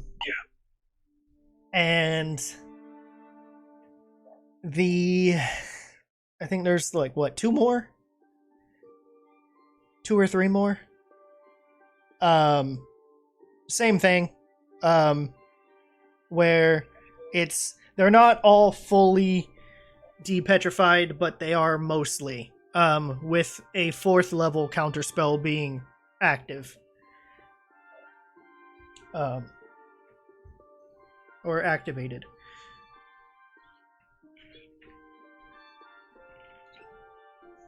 So, Yeah. and that is that.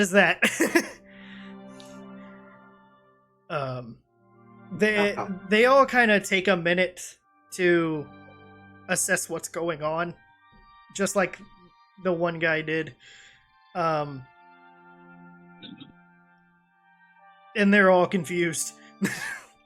Because now they're not on the road, they're in the forest, and they're in a circle. It's like so many things have happened that they're like trying to remember what happened before, that it's really hard for them to do. They have no idea. Everybody.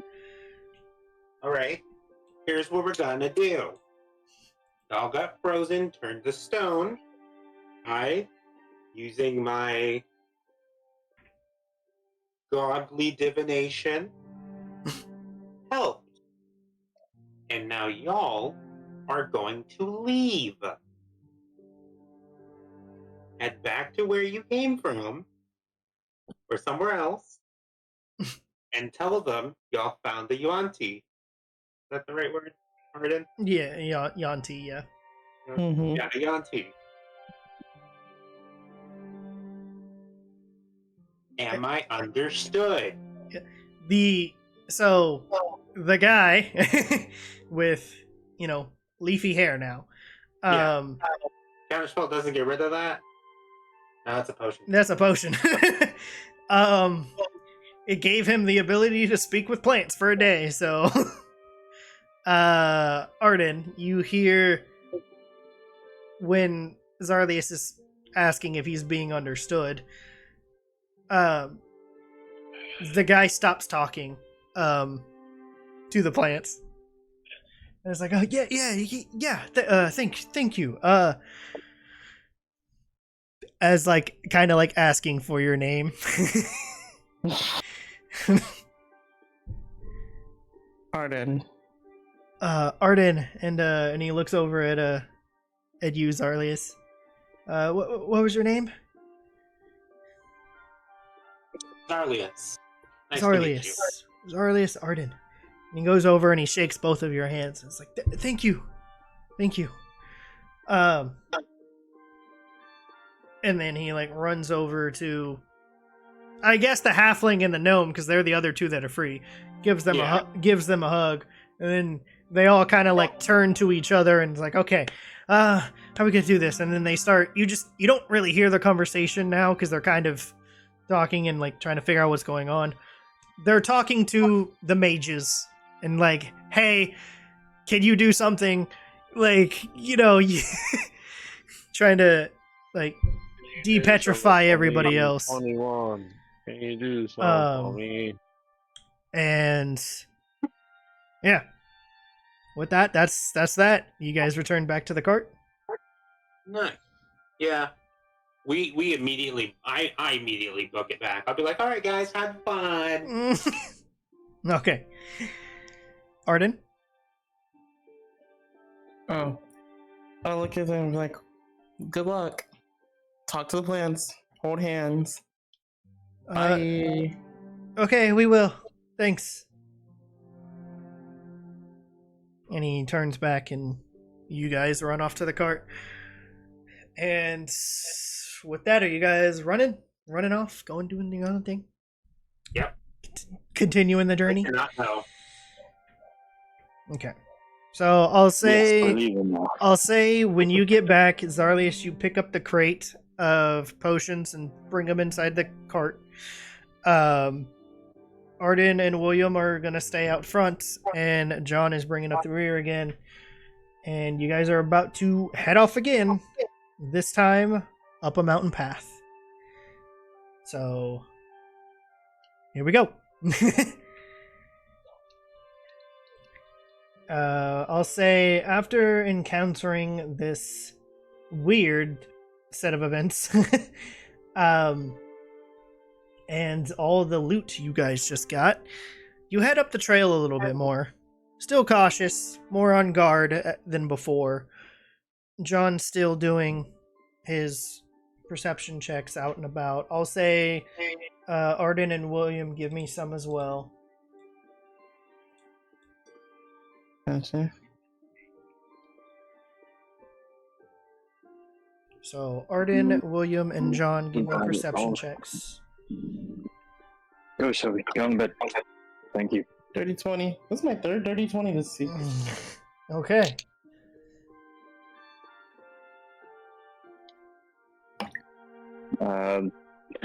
Two 23s. Okay. And then John? Give me perception, or what did you want me to do? Perception, yeah. Give me a second. That is a 20 on a 12. A 12, okay. Okay. So you're kind of taken aback with everything that just happened. All the looting that the rest of the party just did, and then seeing the interaction of what happened with the rest of the statues. And also thinking back to when you were standing on top of the cart, looking off into the cliffside distance, which is where you guys are currently heading now. And seeing that the arrow that you had shot is not there anymore. You're kind of just lost in thought a little bit now, at the back. So you don't really see too much other than the initial path you're on and the slight path that then ends up disappearing from the Yuan-ti.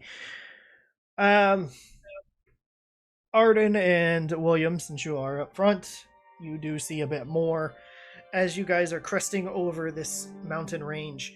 It is a beautiful sight compared to everything that you've seen before.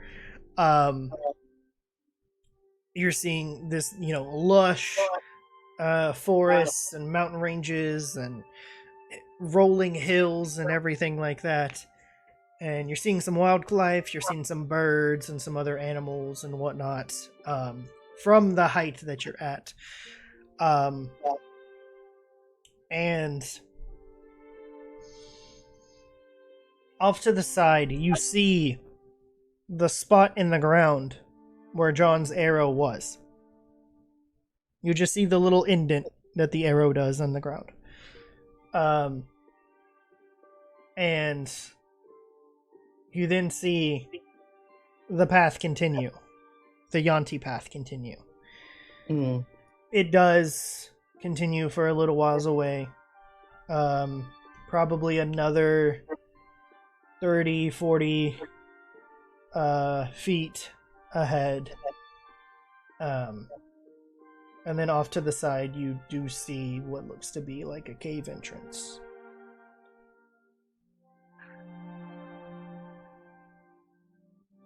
What do you think, Arden?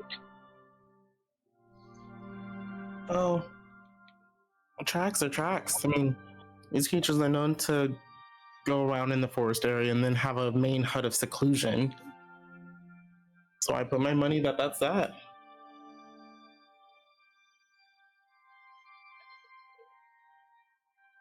So we're gonna go do something about it then?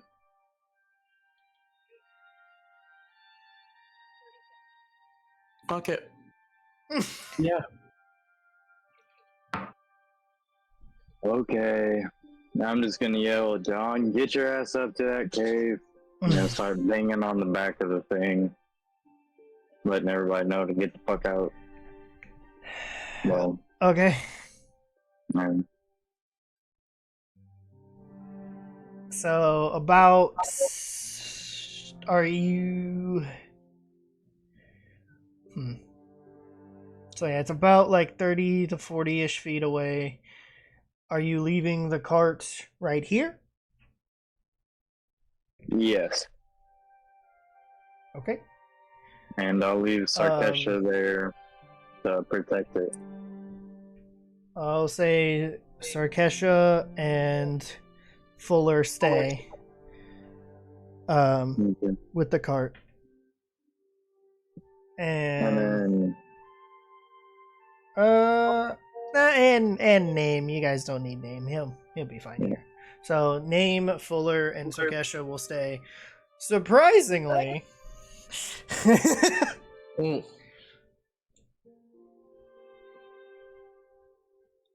okay. I'll tell Nevri she can stay too if she wants to, but me, Zarlius, John, and Arden are gonna go check out this cave. yeah. Cool. Cool. So I did want to, I want to pull a little something cheeky. Uh-huh. I just shouldn't want to interrupt. Whenever the cart stopped, are we in like a? I'm assuming we're going down to like a path that has like trees next to it and etc. There's a few, yeah. Well, I wanted to hide as soon as the cart stopped. Okay. I just didn't want to, interrupt everyone's thought process. Okay. Roll a So stealth. I just want to. Okay. Can I have an advantage because no one's looking? Yeah. Oh, you're such a goat. I mean, that's still a 17, and that is a 17. 17. Okay. I mean, yeah. You hear William yell your name to go to the cave. You don't see shit, bitch. Yeah. Motherfucker, I'm still as a tree. While he's doing his little dancey dance, thinking he's slick, and I just look at him in his eyes. I ain't doing any dancing. I am full hidden between shrubbery and trees. I am full concealment. Arden goes to talk to said trees. Hey, so John at the other side of the tree. Wait, did y'all feel like this hankery heavy set bitch over here somewhere? There's 3 real estate over here. Yeah. Alright, before we even get near the cave, can I look at it through, No, I left that upstairs. Never mind. Fuck it. I'm just going up towards the mouth of the cave. Hold. Heard. Give me a perception check. What you see? Okay.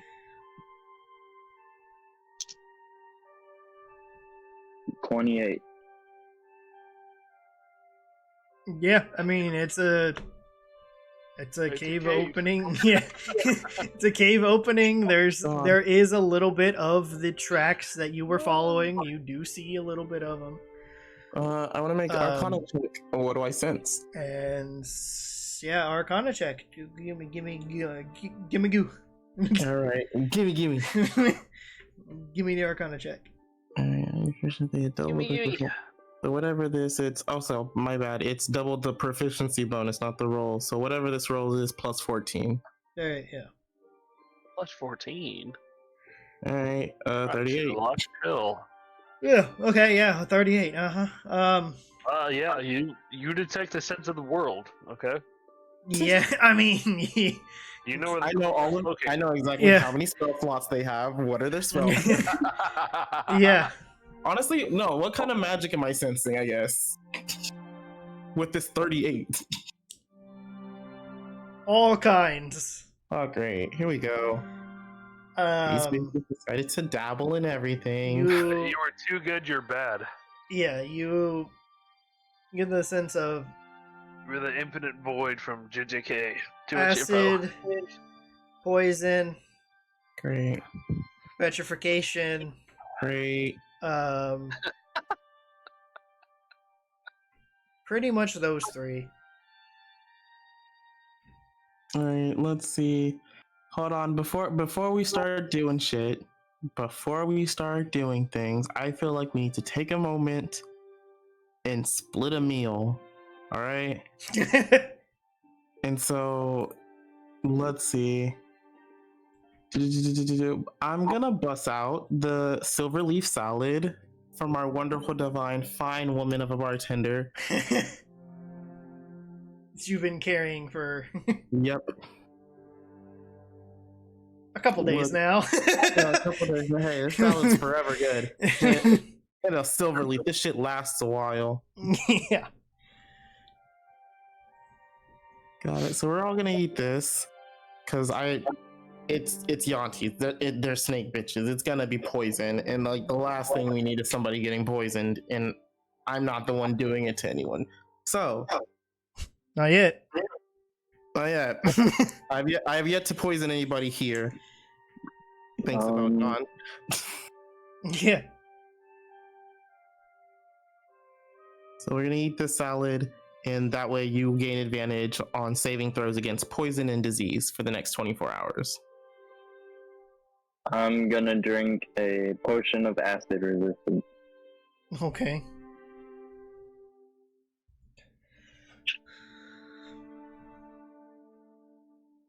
Got it. And let's see. I think that's about it. Yeah. All right, cool. Let's go blow shit up. Alright. I'm looking at him. I'm looking at Arden and be like, all I have is just the 2 guns on my hips and some ammo. That's it. We're gonna be good like this? Yeah, honestly, best way to fight some snakes is to flush them out. That gives me an idea. Is Zarlius around? Yeah. Yep. Hey Zarlius, can I borrow some of your fur?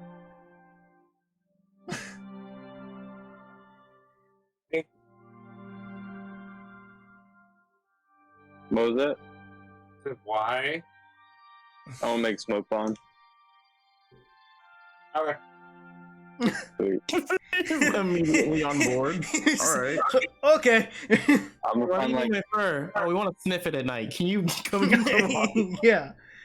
I'm gonna grab like a long piece of the hair from his ear and then just in one swipe cut it off with my knife. Okay.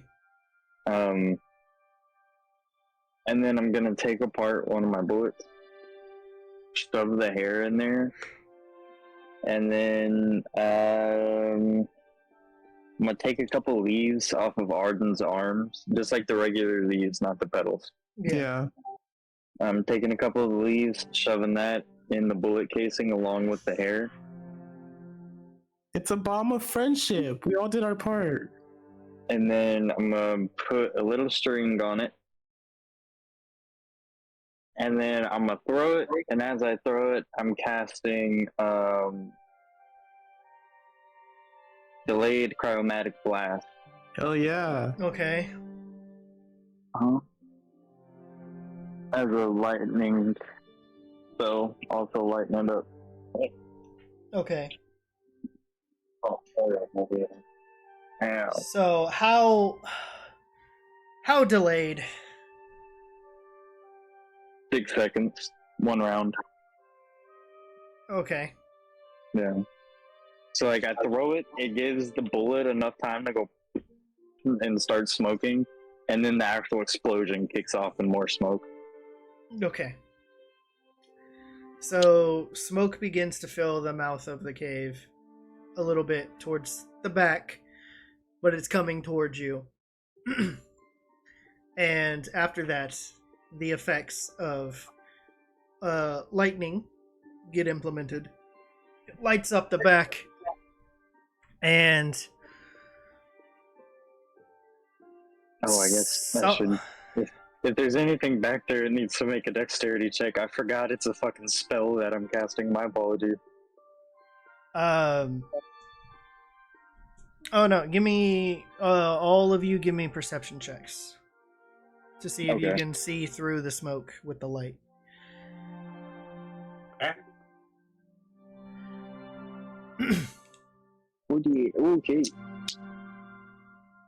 27. Damn. One. Okay, 21, 16, 10. Great. Okay. Through it and through the smoke, and a little ways back, far enough to where they don't need to make a dexterity, you do see glowing eyes.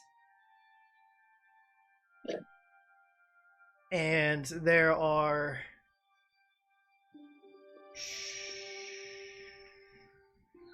four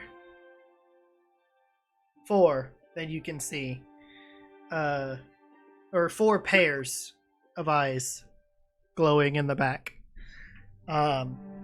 With the light enough, you are able to see the appearance. There are 2 that have the snake-like, that are like full-on snake. And then another one that is, the top half is a snake head, the bottom half is more humanoid. And then you see a female one that is the more humanoid in features, but obviously snake-like on the face.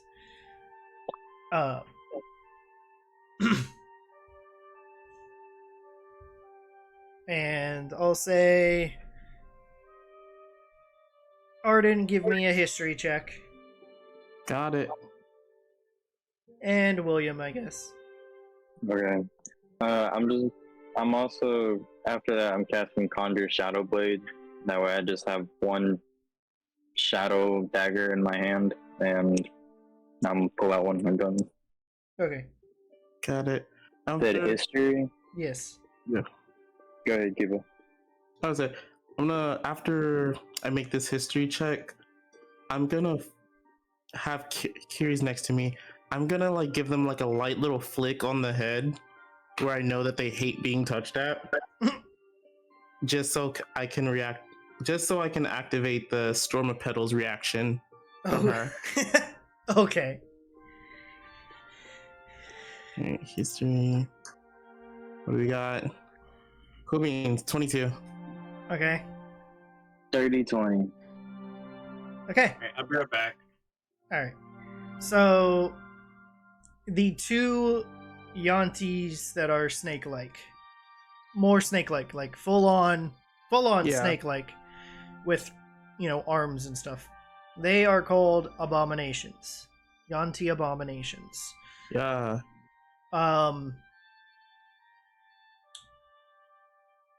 They have a burly humanoid torsos and arms, and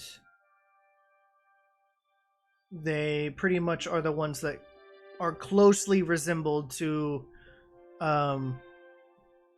the race as the serpent gods intended. The Yuan-ti Malaysian, something like that. The one that has more of a humanoid body, but snake head. There's that's pretty much. It's more of a hideous blend of human and serpentine features.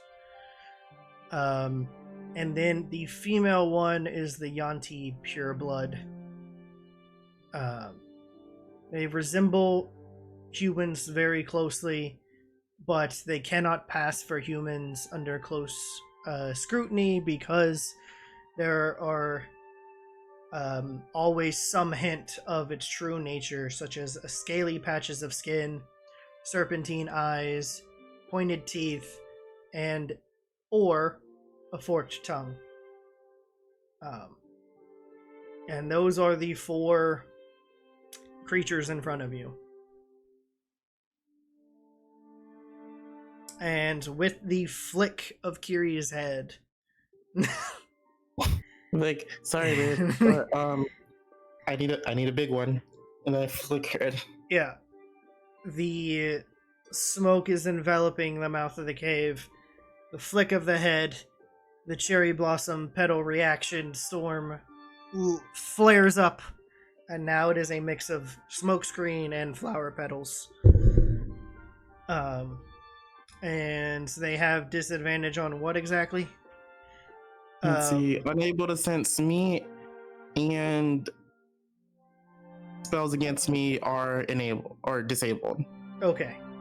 And I get +2 to my AC, so I have 28 armor class for this fight. Okay. Well, good, because they don't have spells. Well, they Okay, do. great. Well, they do, but Yeah, man. No, they do, but they'll be alright. They'll be alright. they'll be fine. I guess we roll initiative. Okay.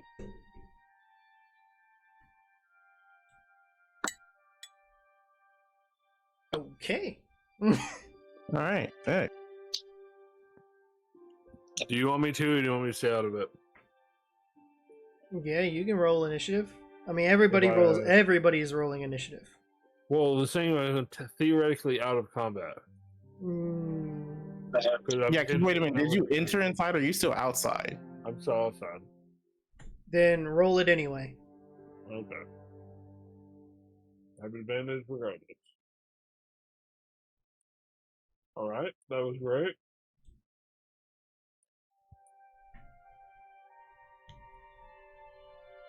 One for Will.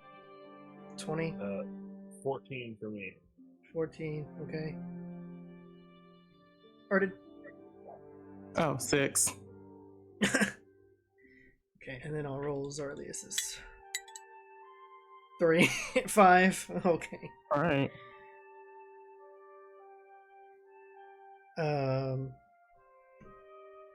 And then I'm gonna. Okay.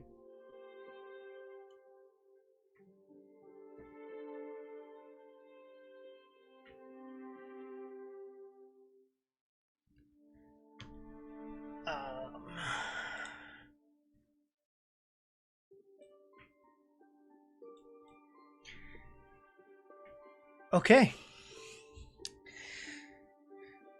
Do you want to roll an initiative for Kiri as well, or do you just want Kiri to go after you? Yeah, we'll just have Kiri go after me. Okay.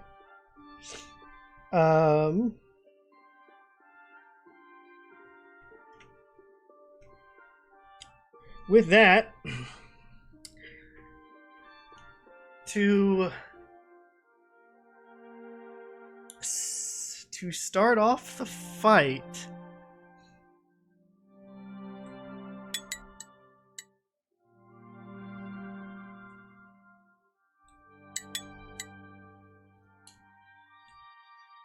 you see, okay.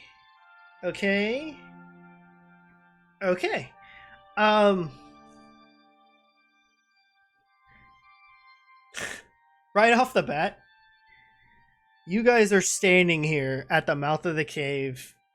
You're inside, but you're not like fully standing outside. You're still a little inside.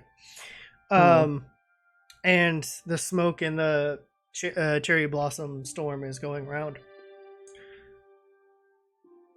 And from behind you, there is a witch bolt that is shot off out at the pure blood Yuan-ti. And it hits. And you all turn around and see Nevri do 13 damage to it. Hell yeah.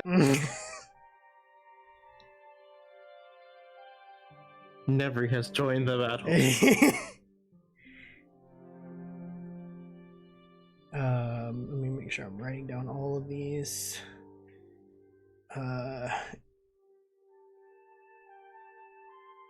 Oh boy! Whoops! I didn't see how much health these had. Woo! Oh? Okay. Did they have like 12 health or what? No. It was the two abomination ones. They have the most out of Okay, out of great. these. I didn't realize until I just now saw it. Like, it's gonna require Will and John to put in some effort, tough, or No, just are we Will. okay? John's not even here. Okay. And yeah, with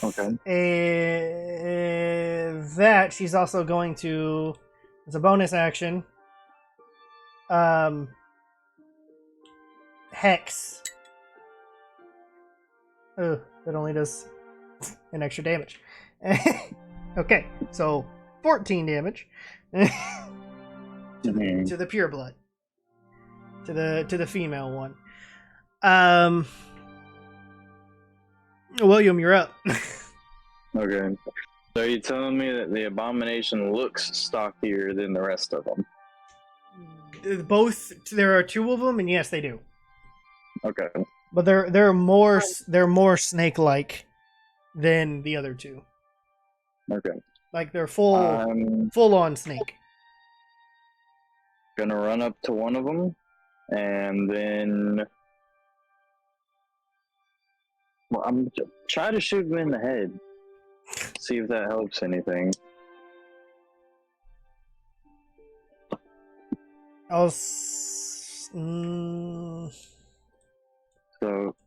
So 22 to hit.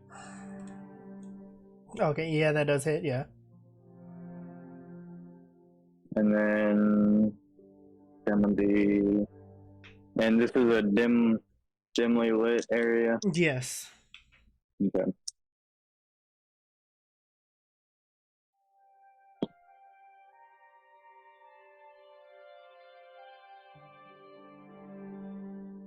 Uh, 16 points of damage, piercing damage, as I shoot him somewhere. Okay. Aiming for the head-ish area. So, yeah, and it kind of dodges out of the way so you don't get the head, but it does take the damage.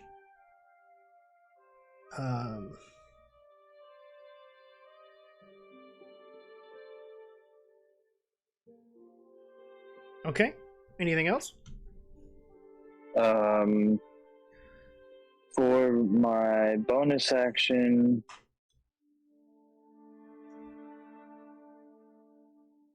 I'm going to harness divine power and regain a spell slot. Okay. That's all I'm doing from that then.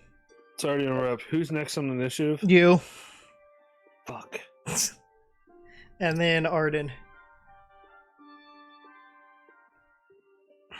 Or no. No, I lied. I lied. It's the enemy's turn. And then you, John. Fog. So I just rolled one initiative and they're all just gonna go. That way it's a little bit easier. So the one of the abominations, the one that you attacked, William, is gonna do a multi-attack on you. So it is going to do 3 melee attacks.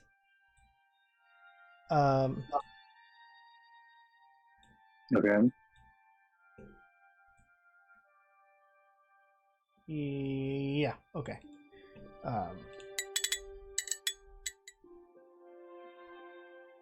Okay. 17 plus 7. Yes. Okay. 5 plus 7. No. 13 plus 7. Yes. Okay.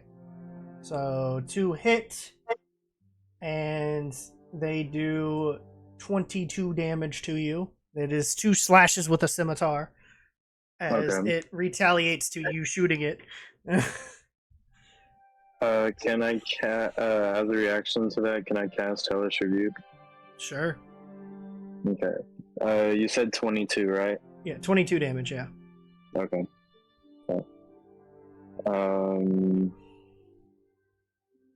So as he slashes me, just shadows are gonna pour out of my chest and my eyes are gonna start glowing white. I'm fucking pissed. Hellish Rebuke. So this is a dexterity save from him, and then it's 2d10 fire damage.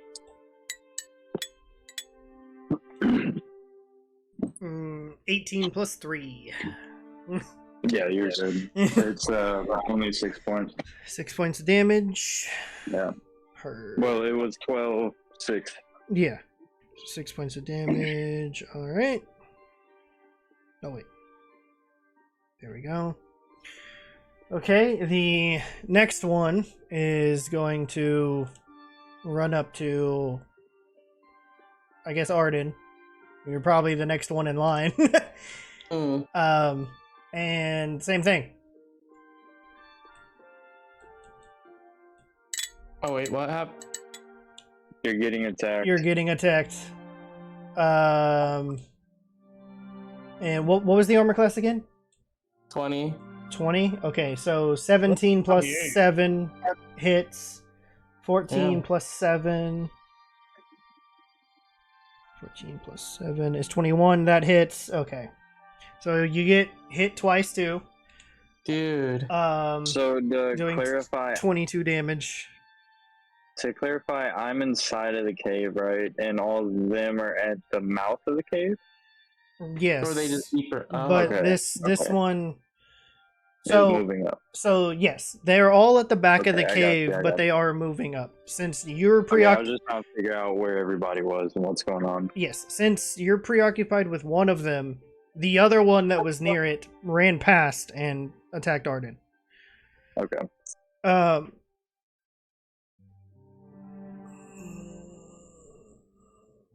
Damn it. Okay. Yeah. Arden, you take 22 damage from getting 2 slashes from the scimitar from this abomination at you. Alright. Thanks, Ernie. Yeah. Mm-hmm. Question. What's up? I was readying my bow. Can I use that? They said it at the mouth. No. I don't know if that No, they're creature not. has been playing. It is not in view. Okay. No, there is the gap of the mouth of the cave that's open where the sunlight is shining. They're behind it in the shade. So you don't have view from where you are. Sure. And okay, so there's that one. Doesn't have any thing else to do with that. Okay, so then the other one, the more humanoid one with the snake face, is going to run over to... Wait a minute. What does this do? Hold on. Oh, wait. Okay, I forgot. It has different... Oh, God, it has different things. Okay. So... This one is going to... Yeah, same thing. Gonna run over, but he's gonna run over to Zarlius.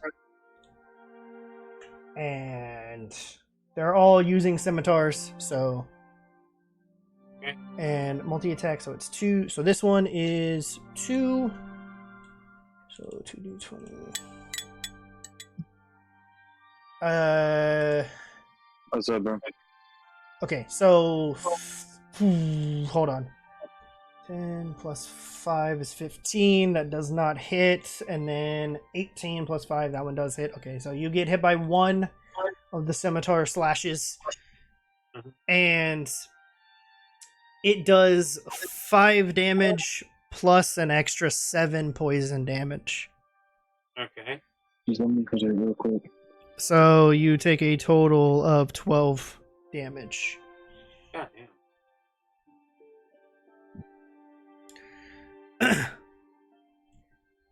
And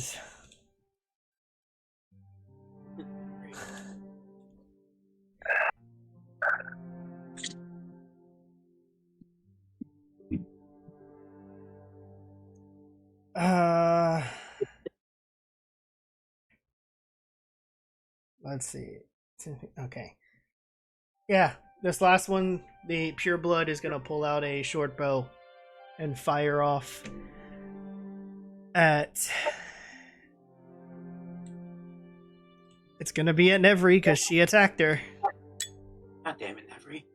And it was a nat 20 plus 3 for a 23. Aggressive.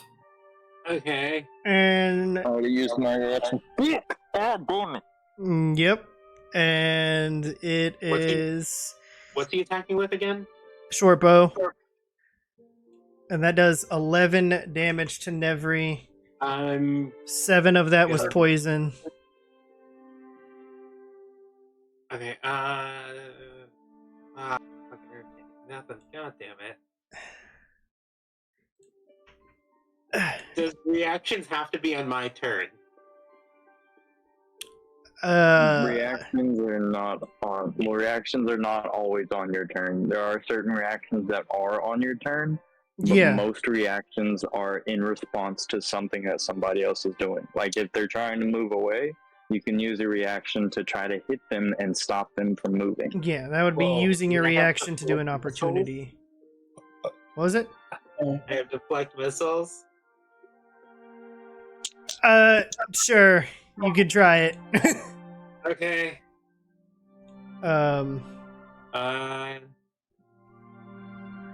Okay. The damage she's gonna take is 1d10 is reduced by 1d10 plus your dexterity modifier plus my monk level. Yes. Cool. So So a 1 and a 2 and a 3. Got it. 7.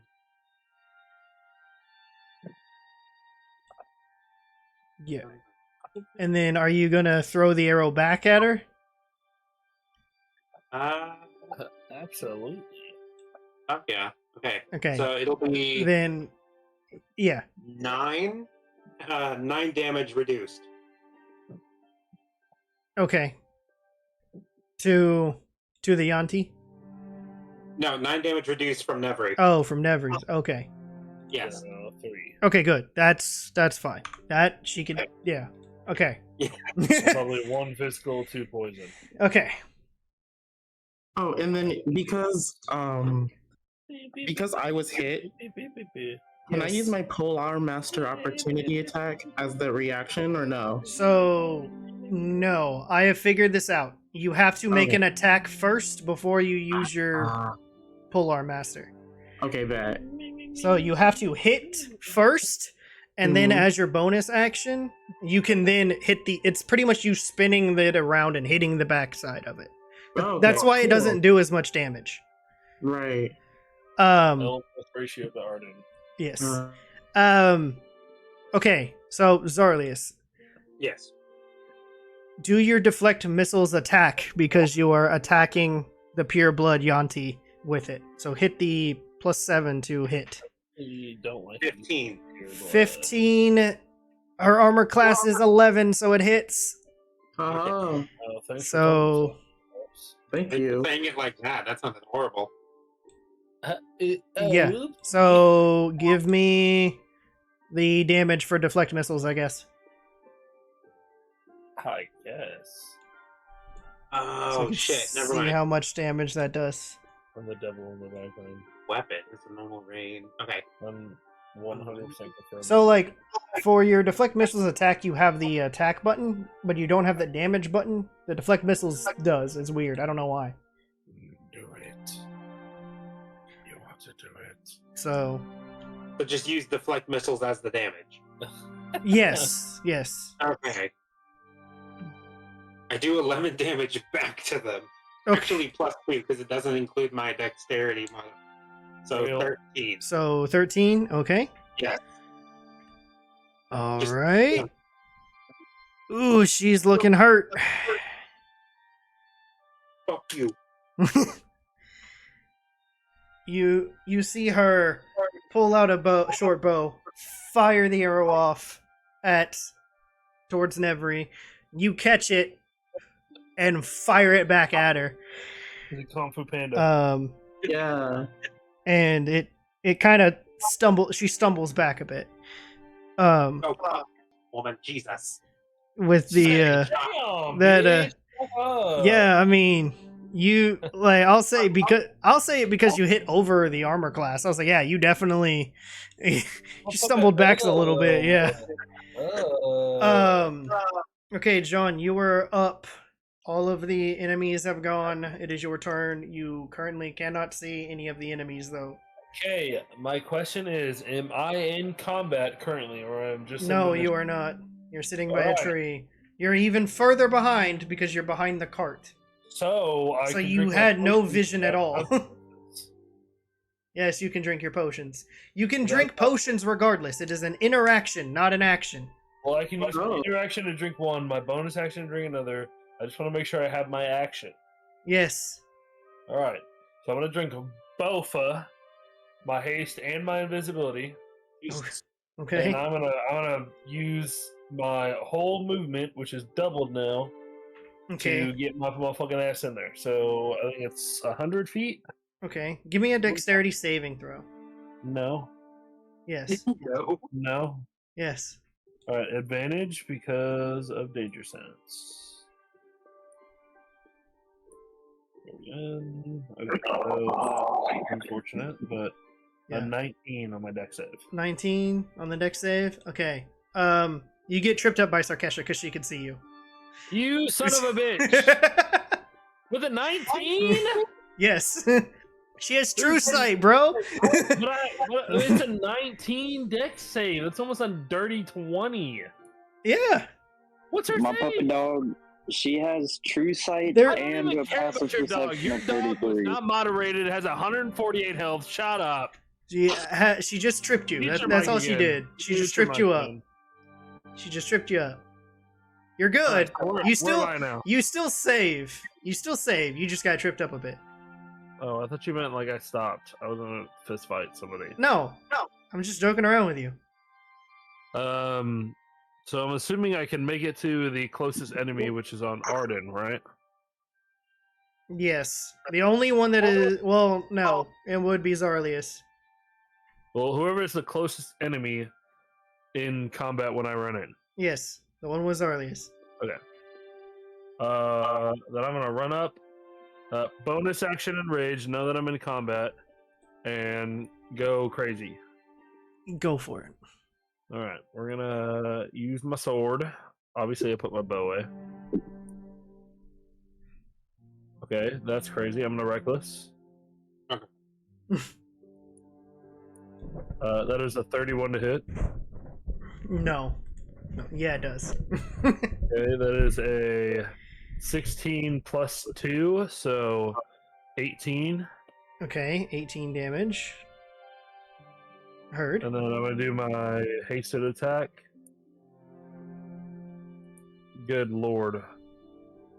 Yeah, that is a 24. Okay. And that is a 16 damage. Another 16 damage. Alright. Oh no, I can't because it's a bonus action to use my Hunter's Mark, so I'll do that next turn. Okay. And then I'm gonna be like, ugh! Yeah, Zarlius, you see, you're like face to face with this one Yuan-ti that has a snake face but a humanoid body. And you start to see it just get attacked from the side.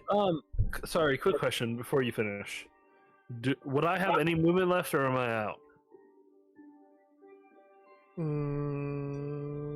You'd probably have maybe 10 to 15. Am I able to make it to another one? The one that would be next to Arden, which is right next to you. And so it's not a battle map, right? No, I don't have one. So in the cave, I'll do the description for Make sure it. I'm not the only one not looking at it. I would have been like, Yeah, no, there's not one. So in the cave, towards the back, you have William and one of the snake ones, full on snake, towards the back of the cave. Towards the front, you have Arden with the other snake, full on snake one. You have the snake head one with Zarlius, and then the female pureblood one is in the back, and Nevri is behind. So it's like there's kind of like a diagonal for Arden, Zarlius, and Nevri. So you went by Nevri to Zarlius, Okay. and then now you're next to the one that's by Arden. Okay. So I don't have to move to be next to the one on Arden, or I have No, it is. Yes, it's just 5 feet away. So you have. So it's basically there's 10 feet. They're 10 feet from each other, Yes. and I gotta move 5 feet to be next to the other one. Yes. Okay. Can I use my interact action to interact with the creature? Sure. Obviously not hurt it, but I'm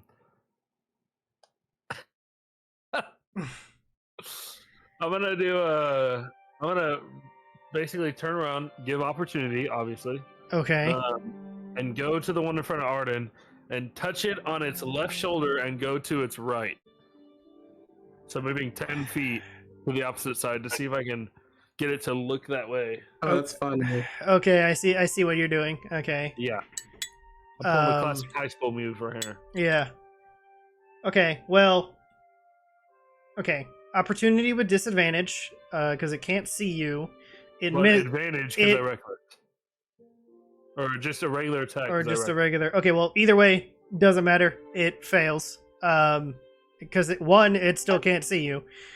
And then you I am invisible. Yeah, and then you run over to the other one, tap it on its shoulder, and it looks over to the other one, and it sees it mid-swing, but it doesn't. It's confused.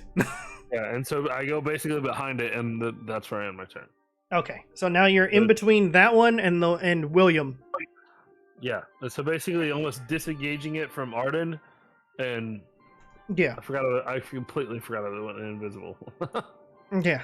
All right, turn. Okay. Yeah. Arden. Something more important. Arden, it's your turn, and then Zarlius, you're Not picking more up the rear. Cool beans. So, how close is that creature? Okay, I get that it's disengaged. No, I guess well, from- it's still like it just turned around. It's 5 feet in front of you. 5 feet in front of me. You can attack it. Yes. I think that's advantage because flank. Yes, it is at advantage because John is behind it, so there's a flank. Alright, cool. Ooh, okay, wait. Oh, you said they're kind of bulky. This one is bulk. This is one of the bulky ones. Yes. That strength save DC's probably more than a 16, huh? Oh yeah. All right, yeah, no, we're not gonna we're not gonna chance that. Not yet. We'll save that for Skinny Queen back there. Let's see. Skinny Queen's probably gonna die in the next No. attack. See. I'm not chancing on this. We'll do the other cool thing instead. All right, cool. You can literally grow a pair of balls. Come on now. All right, cool. Well, with my big old furball pair of balls, I'm gonna grab my nut. So you're still a pussy. Grab my nut. Are you I'm gonna grab. Are you gonna use the nut buster? Please don't ever say that again. No, that is a weapon. No, that's I have It is one of his weapons. Why It's- would you give? It's Arden one of his a nut weapons. It is one of his weapons. You literally, that's crazy. It's a flail. What do you expect? Go ahead, use your nut buster. Come on now. It's not even no. Have an ass character. It's not Come on even now. equipped, so he can't. No, Fucking Actually- idiot. but I will do. However, I'm gonna touch it on its head. Who'd have I'm thought? gonna touch it on its titty. No, crazy. Okay. Yeah, I'm gonna caress its titty Okay, and it's cast scaly. Calm Lightning. It's scaly. Okay, calm I'm gonna lightning. touch this- Okay. Yeah. Crazy. Does not have to put that input in, but it was the day to say that. That's so crazy. Got you. So let's see. Melee spell attack. Arden, go ahead and miss. Come on, let's go. Is it just a red? We already know your roll is gonna miss. Yeah, it's just a normal roll because you're Number two, you're. and it's over. Yeah, it's because you're touching it. It is just a normal roll. I would say it would be advantage, but you don't really need it because you are touching it. Cool beans. Alright, let's see. 1d20. I invoke the Rite of Clover in my Druid Circle to get an advantage on this roll. Okay. Ain't gonna help you. Now the turn rolls. All right. Cool. Okay. Good. Kibo, you saw the Rite of Flowers thing I did. I fixed that for you. Thank you very much. That was what I was I was messaging you. I was like, that is. I finally figured out how to fix it. Alright, cool beans. Well, it just So- saved my ass. Yeah. Which I'll explain later after the game what it actually does. Cool beansies. Alright, let's Or do... the process of it, I guess. Can I cast this in a bigger way? Well, what was the hit? Okay. What was the hit for the spell? Not high. Oh, what was the hit for it? Yeah. Well, you did palm. Wait, what was it? Palm lightning. Palm lightning. Okay. Not palm lightning. Jesus. Palm lightning. That's why it We just caressed have a his man titty. named Paul. He just causes lightning. Okay. So yeah, what was the hit for it? Oh, it just says if it does a 17 hit, it's a melee attack. Oh. If so, it's gonna take 7d6 lightning damage. Okay. Yes. You. Yeah. Yeah. You've hit over the armor class. Yes, you've hit it. All right, cool. So do I press this +7 right next to the spell, or do I? Oh, already hitting. Yes. So. Oh no, that's to roll. Minus, yeah, give me Okay. the no, the +7. Yeah, the +7 is that it is needs to be customized a bit. It is I need to fix it. It is a 7d6 lightning damage. So we'll do 7d6. Cool beansies. Did it. 1, 2, 3, 4, 5. Hear the clicking. Cool beans. 27 lightning damage. Oh, okay. I heard his team be like, "Hey, you're kind of hot. Check this out, though." Okay, you take 27 damage off of his health. Okay. Cool. That is your action. You got any bonus actions or anything? Bonus action, Shillelagh. Okay, Shillelagh on the quarterstaff. Yeah. All right, Zarlius, it's your turn. Hold on, homie. Oh, never mind. You had an hour. You skip flower power over here. Oh yeah, I did. You right. You said you're right. You right. Alright, Too immersed in the scaly chest being touched. Immerse, he says. Yes. Yes. Alright, let's. I love how this is coming from all of y'all, and I'm over here like the one singular bitch that would make this joke. I don't know. Well, Arden would too. Oh yeah, no, Arden I know, but the rest of y'all, come on. I mean, I was making a point. He was like, I touched his chest. I was like, okay, well, I looked at the image.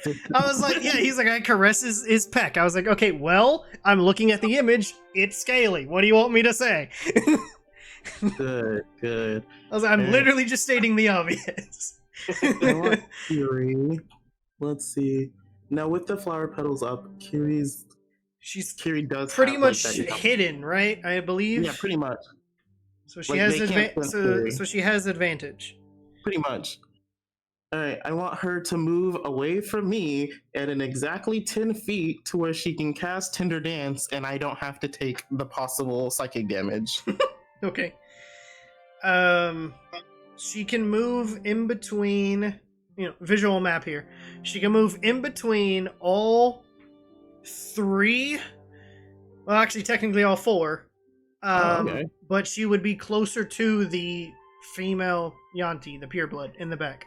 She would be close to her, but not directly near her. All right, cool. In order to hit all four of them. All right, bet. Let's have Kiri shake some ass. Tender Dance. Okay. DC Charisma saving throw. Charisma saving throw. Oh god. Damn. Okay. Actually, that's not that bad. Okay, let me see. So, here's for the two abominations. So, okay. Oh boy. 15 plus 4 for both of them. Corrosive. And then I'm gonna do the one that's by Zarlius. It's an 8 plus 3, so that fails. Right? Yeah. Okay. And then the pureblood Yuan-ti in the back. 15 plus 2. Damn. Okay, so one of them takes the most damage, and that is the one by Zarlius. Yeah, and that one's paralyzed. And it's paralyzed. Okay, how much damage does it take? That's it. How did we do this? Or last the time? other ones get? Well, the other ones will take half damage, but Yeah. where is it? Tender Dance. Okay, it is either 7 damage or 2d6 psychic. 2d6. Yeah. Well, blammo. Double sixes. Max 12. Max of 12. He's shaking ass hard. Okay, so this one that is by Zarlius takes a lot of damage, and then the other ones take the pureblood Yuan-ti is looking rough in the back. She has been shot by a witch bolt as technically a surprise round, because you guys didn't know Nevri was there, and then took her own arrow back at her from Zarlius. She's looking pretty rough. I'm not gonna make this way worse then. And then this one takes this much damage. Okay. And then this one is 6 damage. Okay. The two abominations still look pretty good. And okay. Anything else for Kiri and Arden? Or are we done? Nah, she good. She good? Okay, Zarlius, it's your turn. Cool. I am. You currently have one in front of you, 5 feet away. Cool. How far are the other ones, and how close in proximity are they to each other? Okay, so one of the abominations that is still pretty good looking, like health wise, is the one that is attacking Arden. So 10 feet away from you, and the other one that you're fighting. Behind the other abomination is the other abomination that's fighting William. That one is probably 15 feet away. Do we have visual for this? No, we don't. It's a mental map. Yeah. Wait, did you say the one that was near Arden was the one that was paralyzed? Or which one? He's paralyzed, but he still has a lot of. He still looks pretty good. Yeah. Okay. Well. And then the pureblood Yuan-ti, the female one, she's in the back, probably about 30 feet away from you.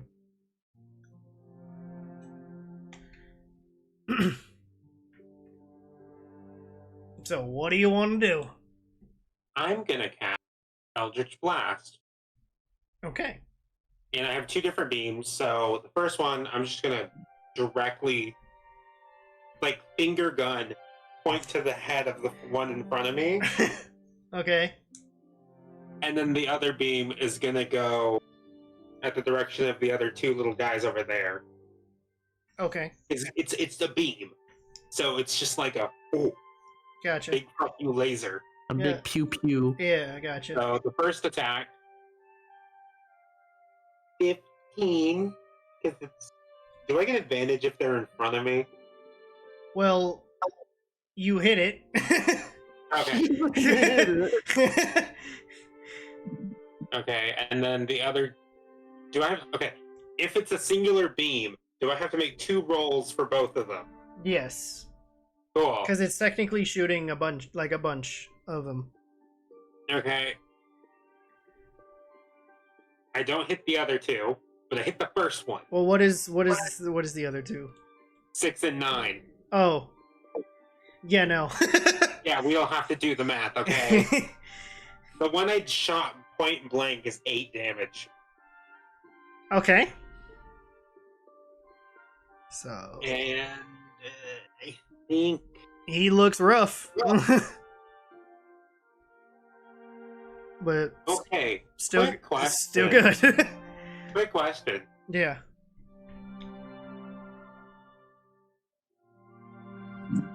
Am I allowed, because he's 5 feet away, Uh-huh. can I just lunge out Hand of Harm? The casting time is special and it's only on unarmed strikes, but the guy is 5 feet away. Yeah. Right there. Yeah, and your unarmed strikes are 5 feet, so yes. Okay, can I just You slap him? just slap him in the face? Yeah, Sure. cool. Slap. Do I have to roll for hitting him? Yeah, just do an unarmed strike. And, Cool. let me see. Motherfucker! Oh, what is 7. 7? If you don't let him have that. Oh, that's gonna suck. I'll say this. I'll say with advantage because he got shot in the face.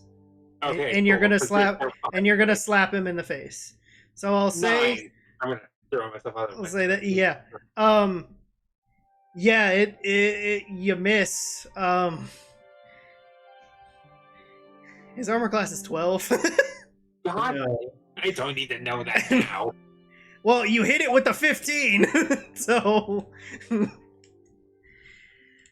I'm looking him in the face and I'm like, swear to God, I'm going to turn you into a f***ing boot. Are you wearing the Yuan-ti skin boots? Yes, I am. And I just end my turn at that. Okay. Well, first off, then it's Nevri. Never be careful, please. I swear to God. Yeah.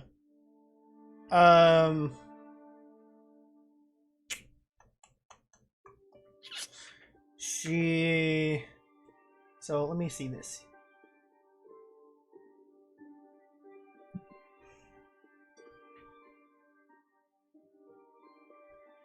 Oh, well, I forgot to. Well, oh well, doesn't matter. I forgot that she hexed the pureblood Yuan-ti in the back. So technically, she's supposed to have disadvantages on stuff, but it doesn't matter because it's not even our turn yet. So Nevri's going to cast.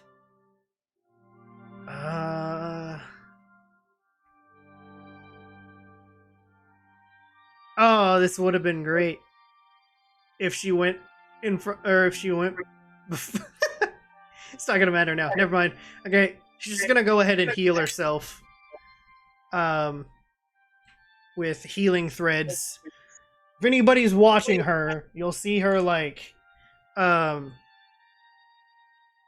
start to channel this energy in her hands, and then you start to see her like pull her fingers apart, like you can see like the threads forming, and then she kind of holds it in front of where she essentially got hit from, and you start to see it start to patch herself up, and she's back at full health.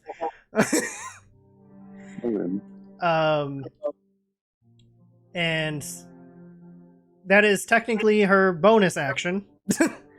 Because she can do that as a bonus action at first level, which is technically what I was going to do instead. And you see her pull out.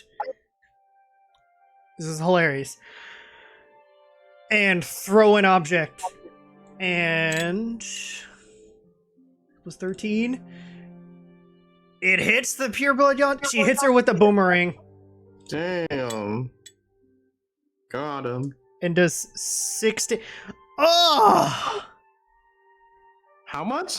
She does 6 damage. The pureblood Yuan-ti is very close to dying. Does she have like at least 20 HP left? Or like, give it to it. You know what? You know what? Nah, I'll give it to her. She had 1 HP left. She does 7 damage from it. Pureblood Yuan-ti goes down. There we go. There we go. I'll give it to her. I'll give it to her. Death by boomerang. Maybe I will pull out my nut buster. Hold on. And then this will be funny if you guys get the reference. She goes, "Oh, Boomerang, you came back." Oh my god. Love that. And that's Nevri's turn. William, you're up. I'm just gonna attack with the Shadow Blade in one hand and the pistol in the other. Okay, go for it. Give me 2 attacks.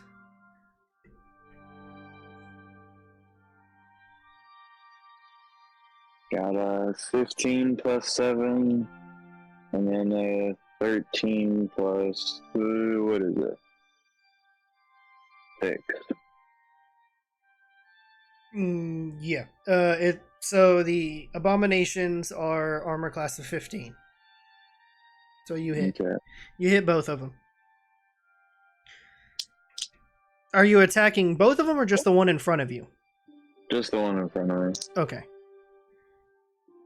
So give me the damage.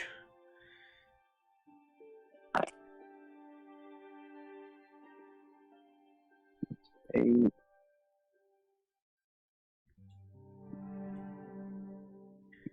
Paralyzed. Can't move or speak. Automatically fails strength or dex saves. Okay. Okay, cool. 22 points as I slash and shoot. Okay. He still looks pretty good. Alright, that's all I got. Alright. Well, it's their turn. So, what he's going to do is to somewhat... It's kind of just a back and forth between William and this abomination. And he is going to constrict you, which is a 16 plus 7. Ew. And you take 11 damage, bludgeoning damage, and you are grappled. And so you are restrained. You are restrained and grappled right now. I'll cast Shadowy Rebuke again. Okay.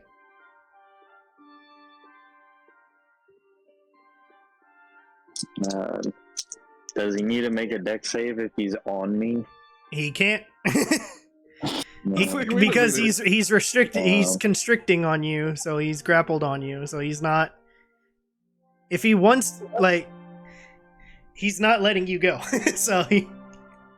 Let's see.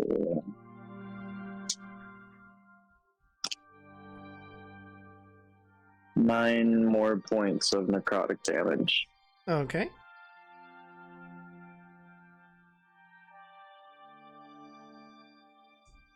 Still good. Right. And Arden, back at you. Okay.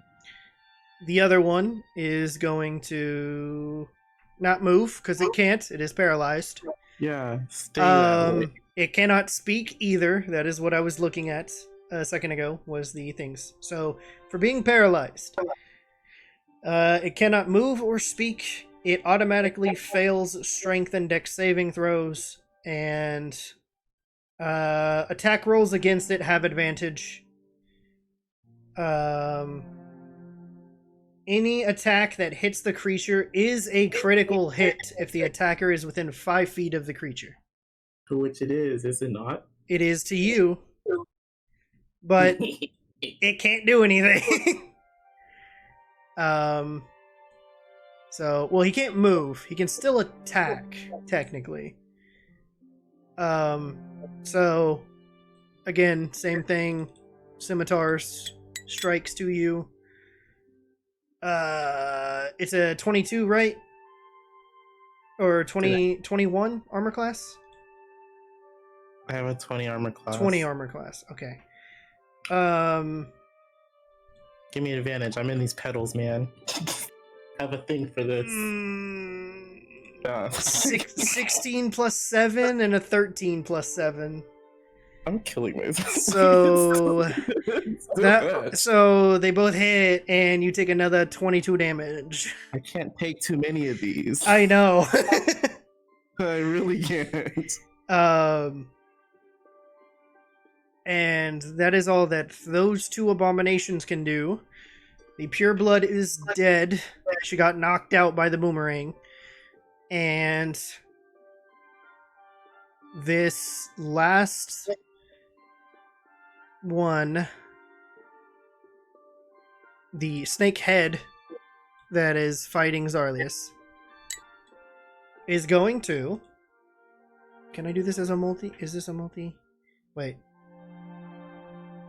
Okay, he's gonna do a multi-attack, but he's gonna bite you and use the scimitar. So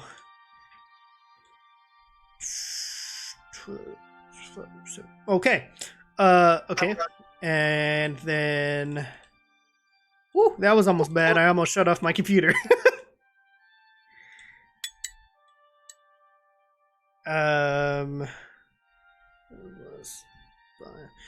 Okay, so the bite attack hits you, dealing 5 piercing damage and 7 poison damage to Zarlius.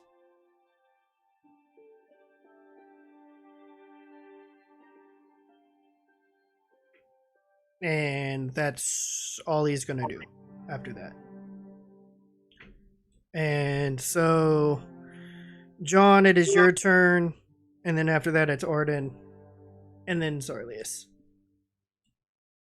I just want to say, Arden talking mad shit off person. I just want to say, Arden talking mad shit. So William, just metagame that. Arden talking mad shit. Just metagame that, okay? Metagame. Wow. All right. I'm definitely exposing your bitch ass. If you want to talk all this shit, it ain't my fault, okay?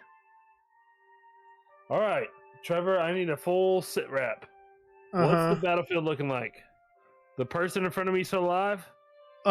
3 of them are still alive. They're all in front of you. So all. Oh wait.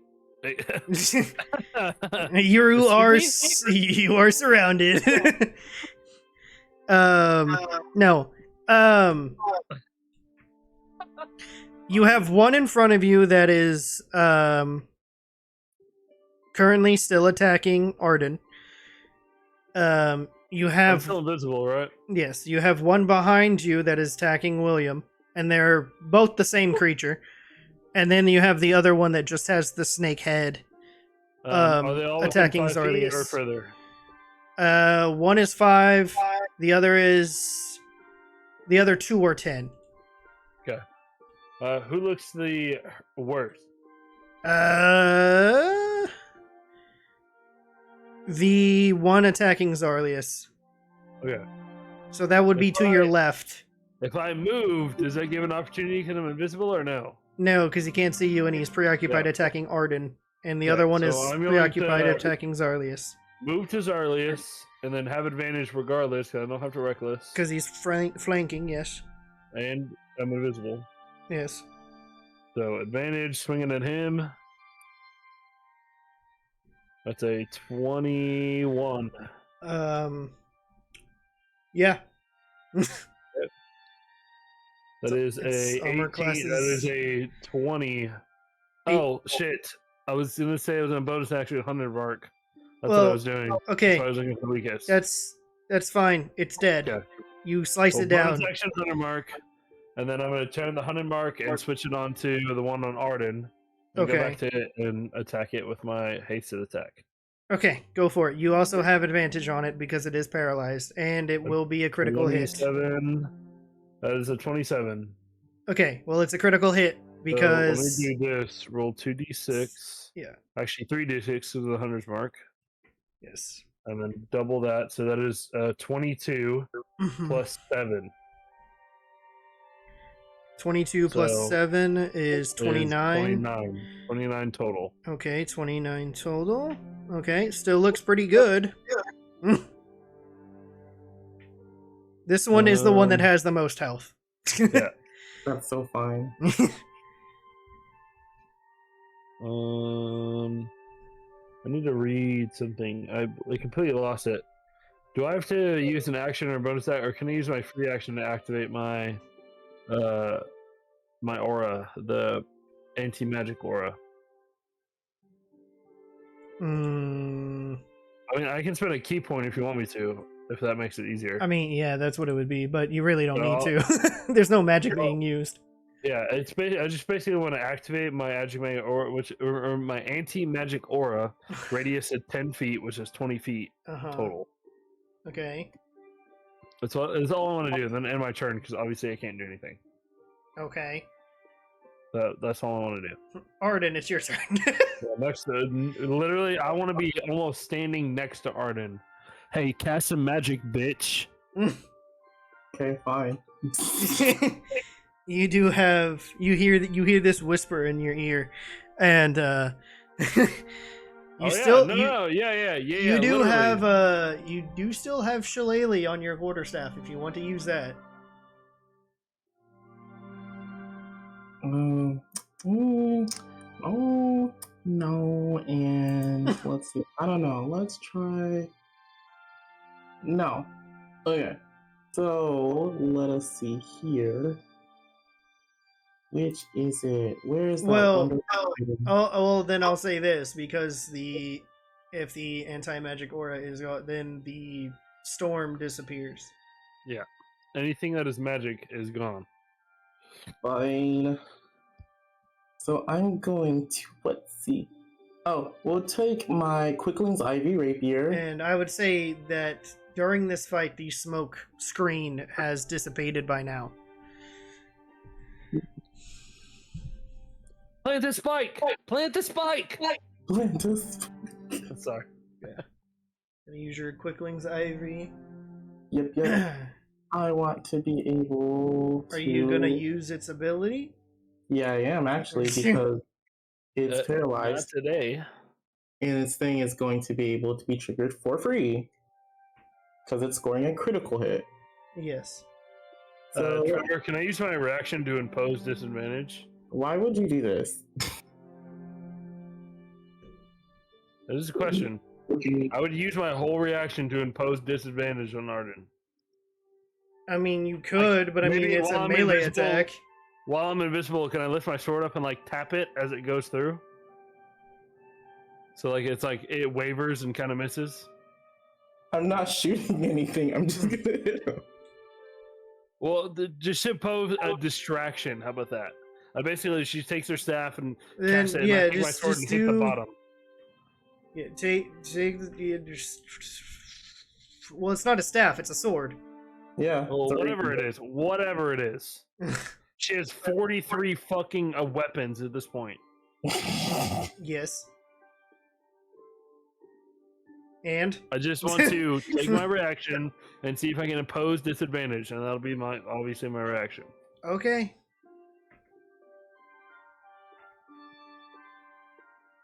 So roll to hit Arden, and With disadvantage, fuck you, Arden. Wow. Well, that's Scumbag. number one, so it can't get any worse than that, actually. Well, I mean, it's literally not one, so there's no point in rolling. It's the lowest number. You fuck off.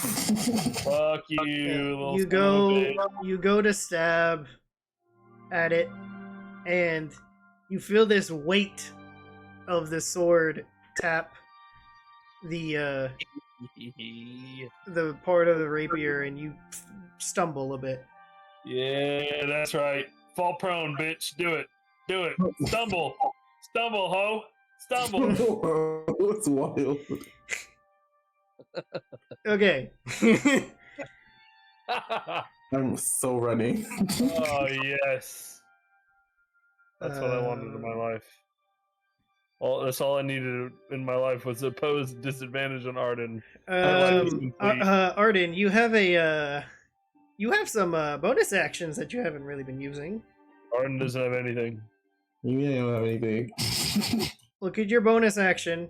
You Let's have 3 see. uses of one Arden can't read. that you haven't used. She's a nature, folks. Can't read. Oh, hello, Kadoy. Druid, yeah. Can't read. Hey, cool. Well, Are you- as a are- bonus, Yeah, I was gonna say, are you gonna use it? yeah. Okay. Yeah, why not? Alright. So, bonus action. Wow, you just couldn't let me live in a win. That's crazy. I was gonna say, John, give me a perception check. Alright. Advantage can hidden? Sure. We'd love that. Alright, it was one better, but 18. Yeah, 18. Okay. Arden vanishes in front of you. Do I? Obviously, she hasn't moved, so I know where she is. Well, you don't know that. Actually, I am looking. With an 18, I am looking for the footsteps. do I still have my movement? Yeah, you He will. doesn't move, I will say dumbass. you will probably still provoke an opportunity attack from the creature, but Arden is a if you move out of the way, but you can rotate. I'll say you could rotate around him. Just do not leave like 10 feet away.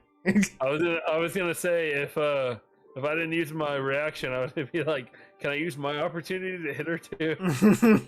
It's sort of God. No. So I'm invisible. Yes. What's the jump distance? Is that just your move, like your walking speed? Yeah. Okay. Like Cool. half. It's like 10 feet. Yeah, it's halved, yeah, because you have to use the force of jump, you know. It's common sense related when it comes to DM. No, that's fine. Can I invoke my? Let's see. What is it? The air sigil of my elemental ring that I have, and use the air infection to double my jump distance. Sure. No. Please. I'm gonna jump out of the fucking way of this enabler. Which direction? Can I use my opportunity to swing? I swear to God. I'll say PvP if is you. not gonna work out. I'll say do it, but you're gonna hit the creature No, can I? because it's in front of you. No, let me. You're gonna hit the creature because it is in front of you. I mean, you know, I'll take it. I'll take it. I'll take it. That's a 24. Okay, that hits. Okay, and then wait, is that the one that's a crit? Yes. Hold on, roll 3d6s because the hunter's mark. So that is 16 doubled, 32 plus 7. 32 plus Oh. 7. 39. 39. Okay. I am going to turn away from the creature and look in the somewhat direction for the footsteps to land.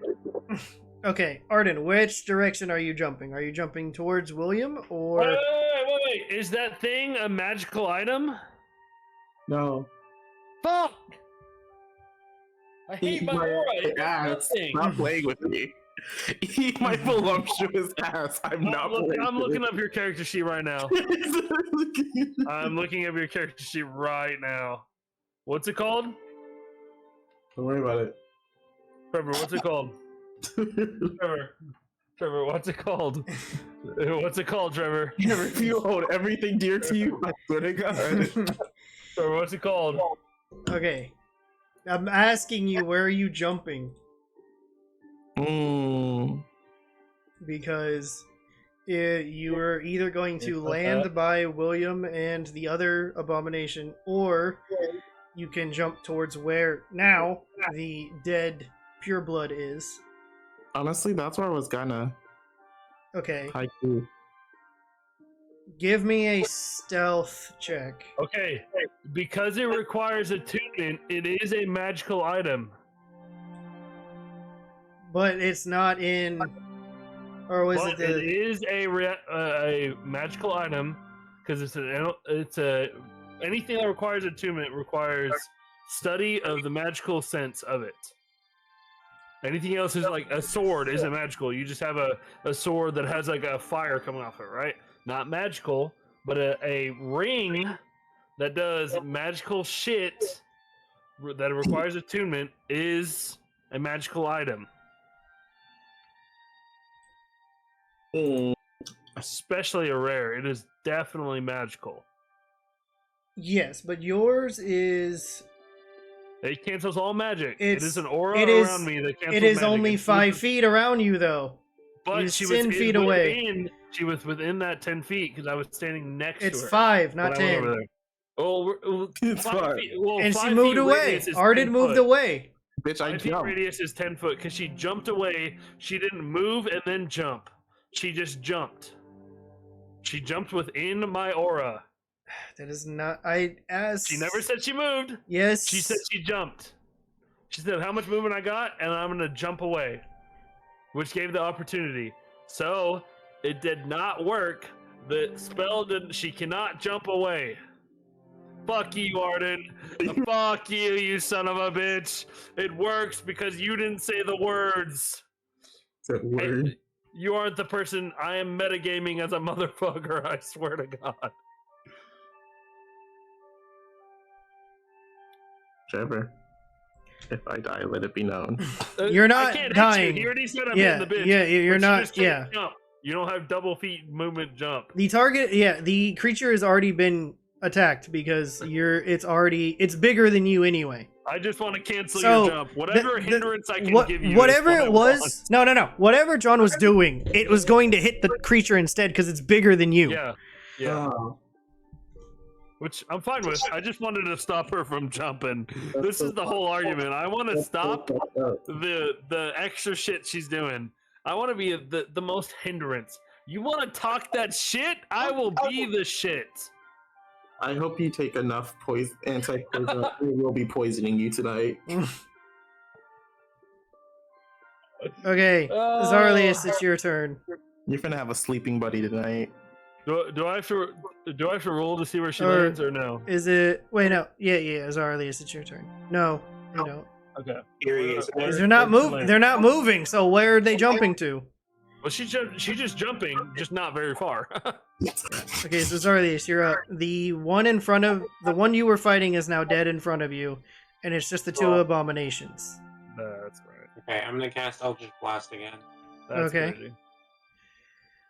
Go for it. 13, 22. Okay, it hits. Both hit. Yes. 7 and 6 damage, respectively. Was it 7 and 6? Yeah. Okay. Wait, I killed the person in front of her. Yeah, no, it's the other two. Oh. Yeah, you killed the one that was in front of Zarlius. Yeah. He's attacking the one that's in front of Arden and the one in front of William. So the one that's in front of me. Oh, he's taking both. Yes. Oh, okay. Yes. 2 different beams. Got it. Okay, that is. Wait. Yeah. Okay. So the one that. Hold on.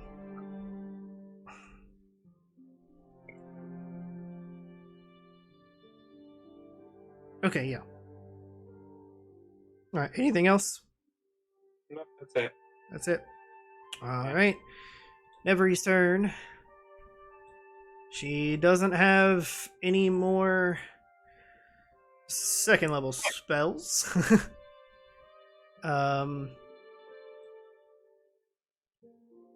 And she can't use that one for some reason. Okay. She's just gonna go ahead and throw another boomerang. And just miss. And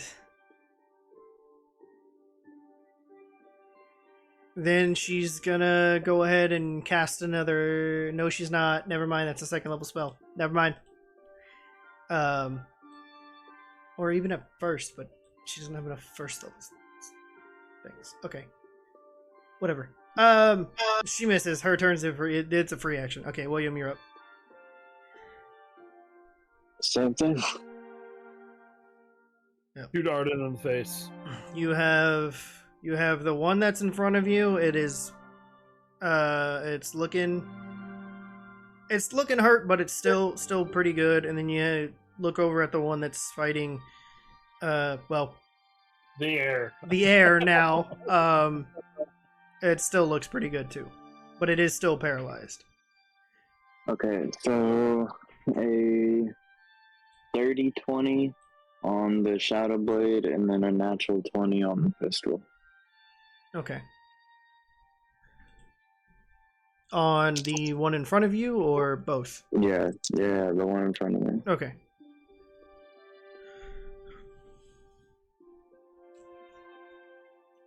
Is the damage more than 20? I'm counting right now. Give me a moment.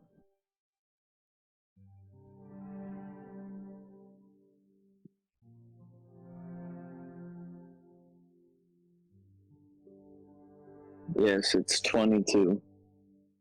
Okay, 22 damage. Nice. Okay, this Yeah. one is looking real bad. That's it.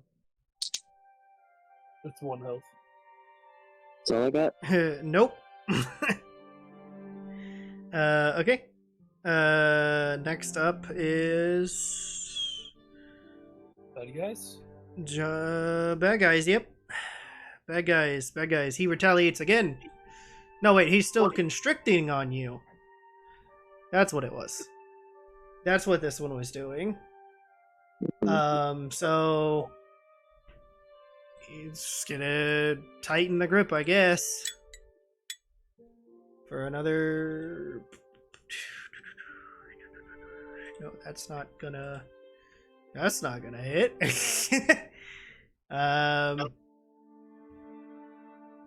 Well, no. With this one, he's grappled and restrained you. He's just gonna attack you. That's what it's gonna be. He's gonna attack you with the sword. Yeah, where is it? 9 plus 7.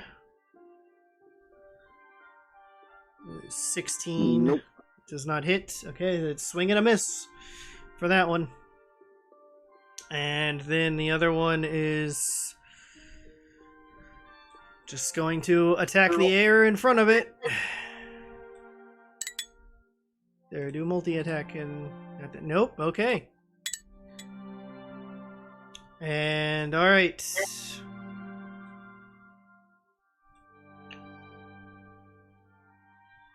Okay, John, you take 11 damage. Half because I'm raged. Sure. I'm sure. It literally. I'm Take sure 11. that's a fact, brother. Well, you know, I'm enraged, so I'm gonna have it attack you again. That's not how rage works. That is exactly how rage works. No, that is how reckless rage works, okay? It is It just gives you it's advantage. another 14 plus 5 and... He just starts adding It doesn't give another attack. No, just let me fuck up Arden. That's all I want to do. Why? That's all you... Yeah, you've already done it. Why are you sending me naked fucking Mickey Mouse pictures? There's more where that came from. Oh, God. Okay, Help me. it is your turn. Okay. So, I'm just gonna swing at the bitch.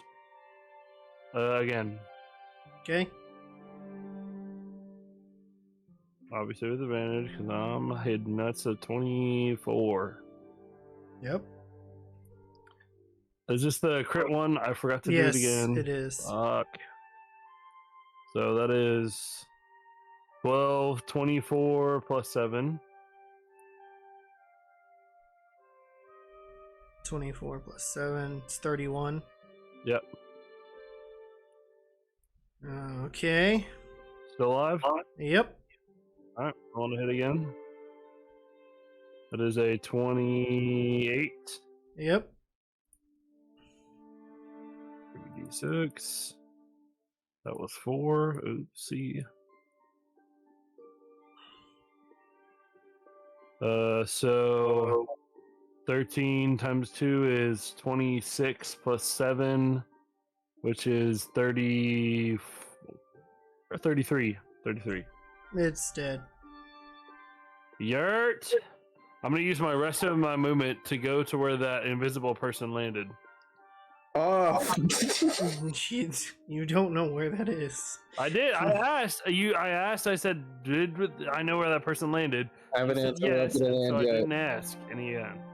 No, I said yes to something else that was said. I asked if I knew where Arden landed. And I said, I Where did I didn't land? say Give me anything. perception. Where's I my said I Where's was my asking where that was going. So, That is That's true. an 18. an 18? Yeah, you see dead bodies all over the place. I am looking for little feetsies. There is no Where it landed. feetsies, they're standing still. So Arden's fucking floating. She landed in the ground. I'm looking for little feetsies. No. Okay, anything else for John? Is that it?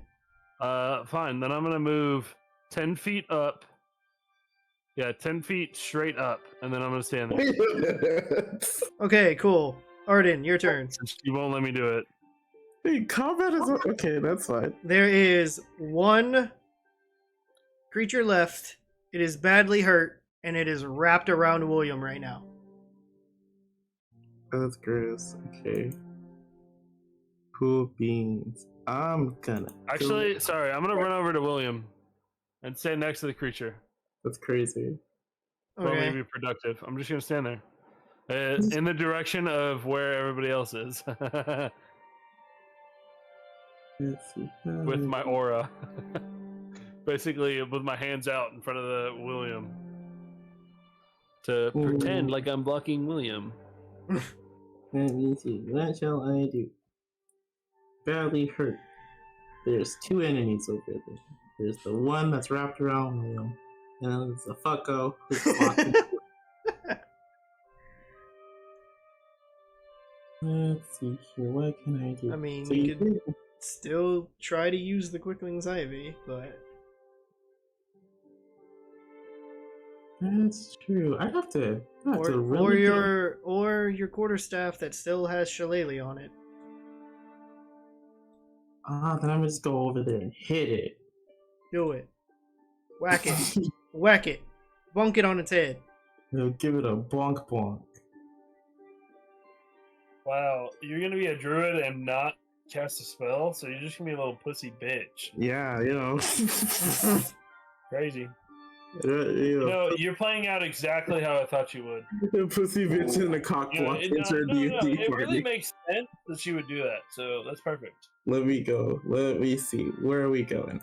We're gonna run it. Wait, hold on. I'm at 11 HP, y'all. Yeah? Is it HP lower than me? No. Yeah. It's bleeding right now. That's crazy. Listen, I can cut myself and do 1 damage on a piece of paper and bleed, so that's not indication of anything. That's exactly what it's doing. If William did a little bit more damage, it would have already been dead. But that didn't happen. Like the so DM is metagaming. That's fair. no, I'm not. not I'm gonna just give saying it that to you. I only metagame to give Nevri a win. That's it. I'm gonna go over there and give it a good old head whack. So give it a bonk. Let me see. What's the number? I'm gonna use my reaction to pose disadvantage. No, the fuck you're not. She would have had to run back basically next to me to get a hit with her movement. I mean, it doesn't matter where you hit it. It's wrapped around William. Yeah, so really, I just gotta hit I'm it. imposing disadvantage. You have just a gotta regular hit it. attack. Yes. Yes. Okay. How do you want to do this? All right. So I'm like kind of hurt, but also pissed off. So I'm just gonna run up to it. Gonna run up to it as fast as I can, actually. And then wait, if I hit it and it dies, Yes. then I no longer use a bonus action of any sort. I mean, it would Combat's over. it would unconstrict around William, but if you want to give it another whack, sure. Oh. If you want to do your bonus action polearm master, sure. Oh no, that's fine. No, I'm gonna just go run up to it, do a little mini jump, hit it with my magical stick, just give it a whole flower bonk on its head, and then transform my staff into a mace, the blue mace, Yes. to knock it off of William over to the other dead body. Okay. You do that, William. You feel the strength of this thing start to weaken, and you just see the body of this abomination just fly off over to where the pure blood body is as well. John, give me a dexterity saving throw. Oh, that's crazy. Thanks, Arden. With advantage. You don't see it. I have dexterity. I have danger sense. It's not that it was okay. It's a dex save 20. Any dex save. Oh, I can't see it. You're right. But the first one was a 20. Because I can't see it. Yeah. Okay. So yeah, you dodge out of the way because you start to see it start to move and then fly off of William. And with that, combat's over. You have 4 dead Yuan-ti creatures in front of you. Arden, are you still invisible? Let's get him. Yes. Arden, are you still invisible? Okay, I'm gonna take my potion. I can do that. Just bring him to the kitchen. And swing at the invisible thing because I don't know what it is. I'm not invisible. Invisibility ends the moment I make an attack. Well, you made an attack 3 days ago, so. Hello? No, this wait. She did make an attack about 3 days ago. Oh yeah, until you make an attack, make a damage roll, or force someone to make a saving throw. Yeah, okay. Then yeah, Arden's been visible the entire time. Racist. What? You can't see a red creature? Alright, so never mind. I'm not gonna take my potion, and I'm gonna go and I'm make an unarmored strike to slap the back of the head. Crazy town. So unarmored strike with advantage because I'm invisible. That is a 23. Sorry, yeah, 23 to hit. Mm-hmm. And so you take. Oh, it's just 5 damage. You take 5 bitch slap damage to the back of your head. And then I'm gonna run off to the mouth of the cave, like outside. I'm like around the corner. Cheer. Okay. Jeez. Okay. All I wanted to do was get it hit. Let me see if I can add all of this up. And then divide it equally.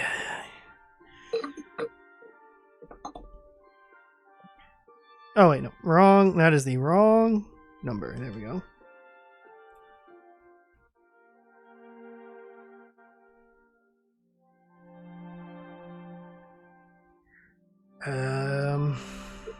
Okay. Damn, okay. Everybody gets 1,340 XP. 1,340. Okay.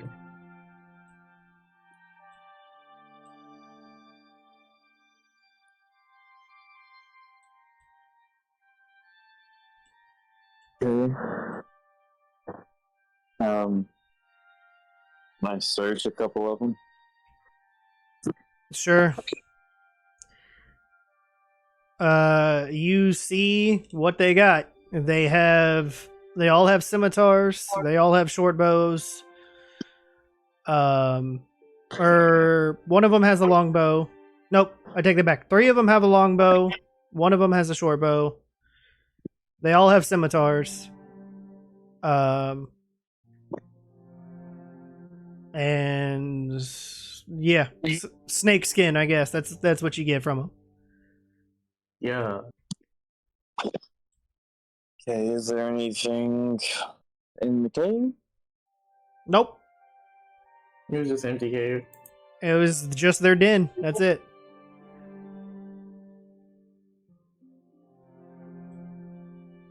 Alright. I'm leaving, I guess. So after I've ran out of the cave, That was obviously I took my potion of that was one hell of a side vitality or quest. ran out of the cave, take my potion of vitality, so it clears all my shit. I'm back to normal. I'm gonna walk into the cave and go, y'all alright? Kill him. Kill him. Kill him. Kill him. I want to Nevri see if she could heal me. Yeah, one sec.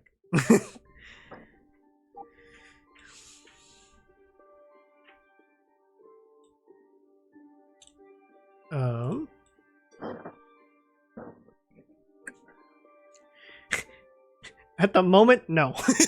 Oh, okay. I'll go take a nap. She only has 2 spell slots.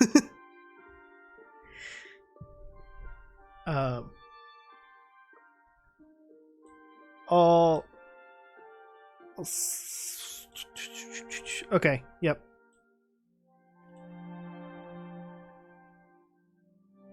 I guess I'll just eat a raw herb in my herbalist garden that I have with me in my inventory. Let's see, what is this? I'm just gonna heal myself as much as I can. Not for real. Okay. Imagine taking damage, crazy. I'm so gonna. It's gonna be an enemies to more enemy story. Hello? Are y'all alive? Yep. Today. John walks in into after he gets into the shade to adjust his eyes to see the group. Yeah, you see the group. Went from fucking epilepsy mode, light to dark to light to dark to light, back to light to dark. Yep. So I'll take a count, notice a few, and then run back to where I originally was behind the cart. All right. And then I'll just wait there for when the group goes back in. About 50 to 100 yards away from the cart entrance.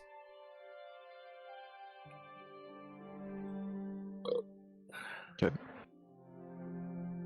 I guess I'm taking the skins to the workshop so I can stretch them so they can get tanned. Okay.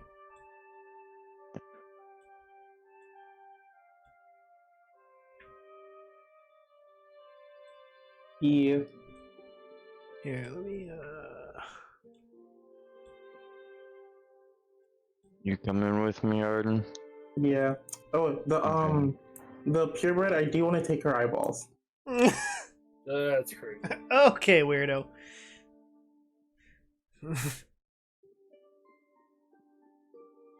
AT. I want to take her eyeballs. Sure. You get the eyeballs. Queens. Maybe her teeth too. Don't you? Oh my god. That's Does she have fangs fucking for real? gross. Does she have what? Yeah, Let's does she have go. fangs for Come real? on. You just hear Arden was like, what else can I take? Or was like, no, come on, we're going. Yeah. And You guys- Zarlius, you ready? Let's go.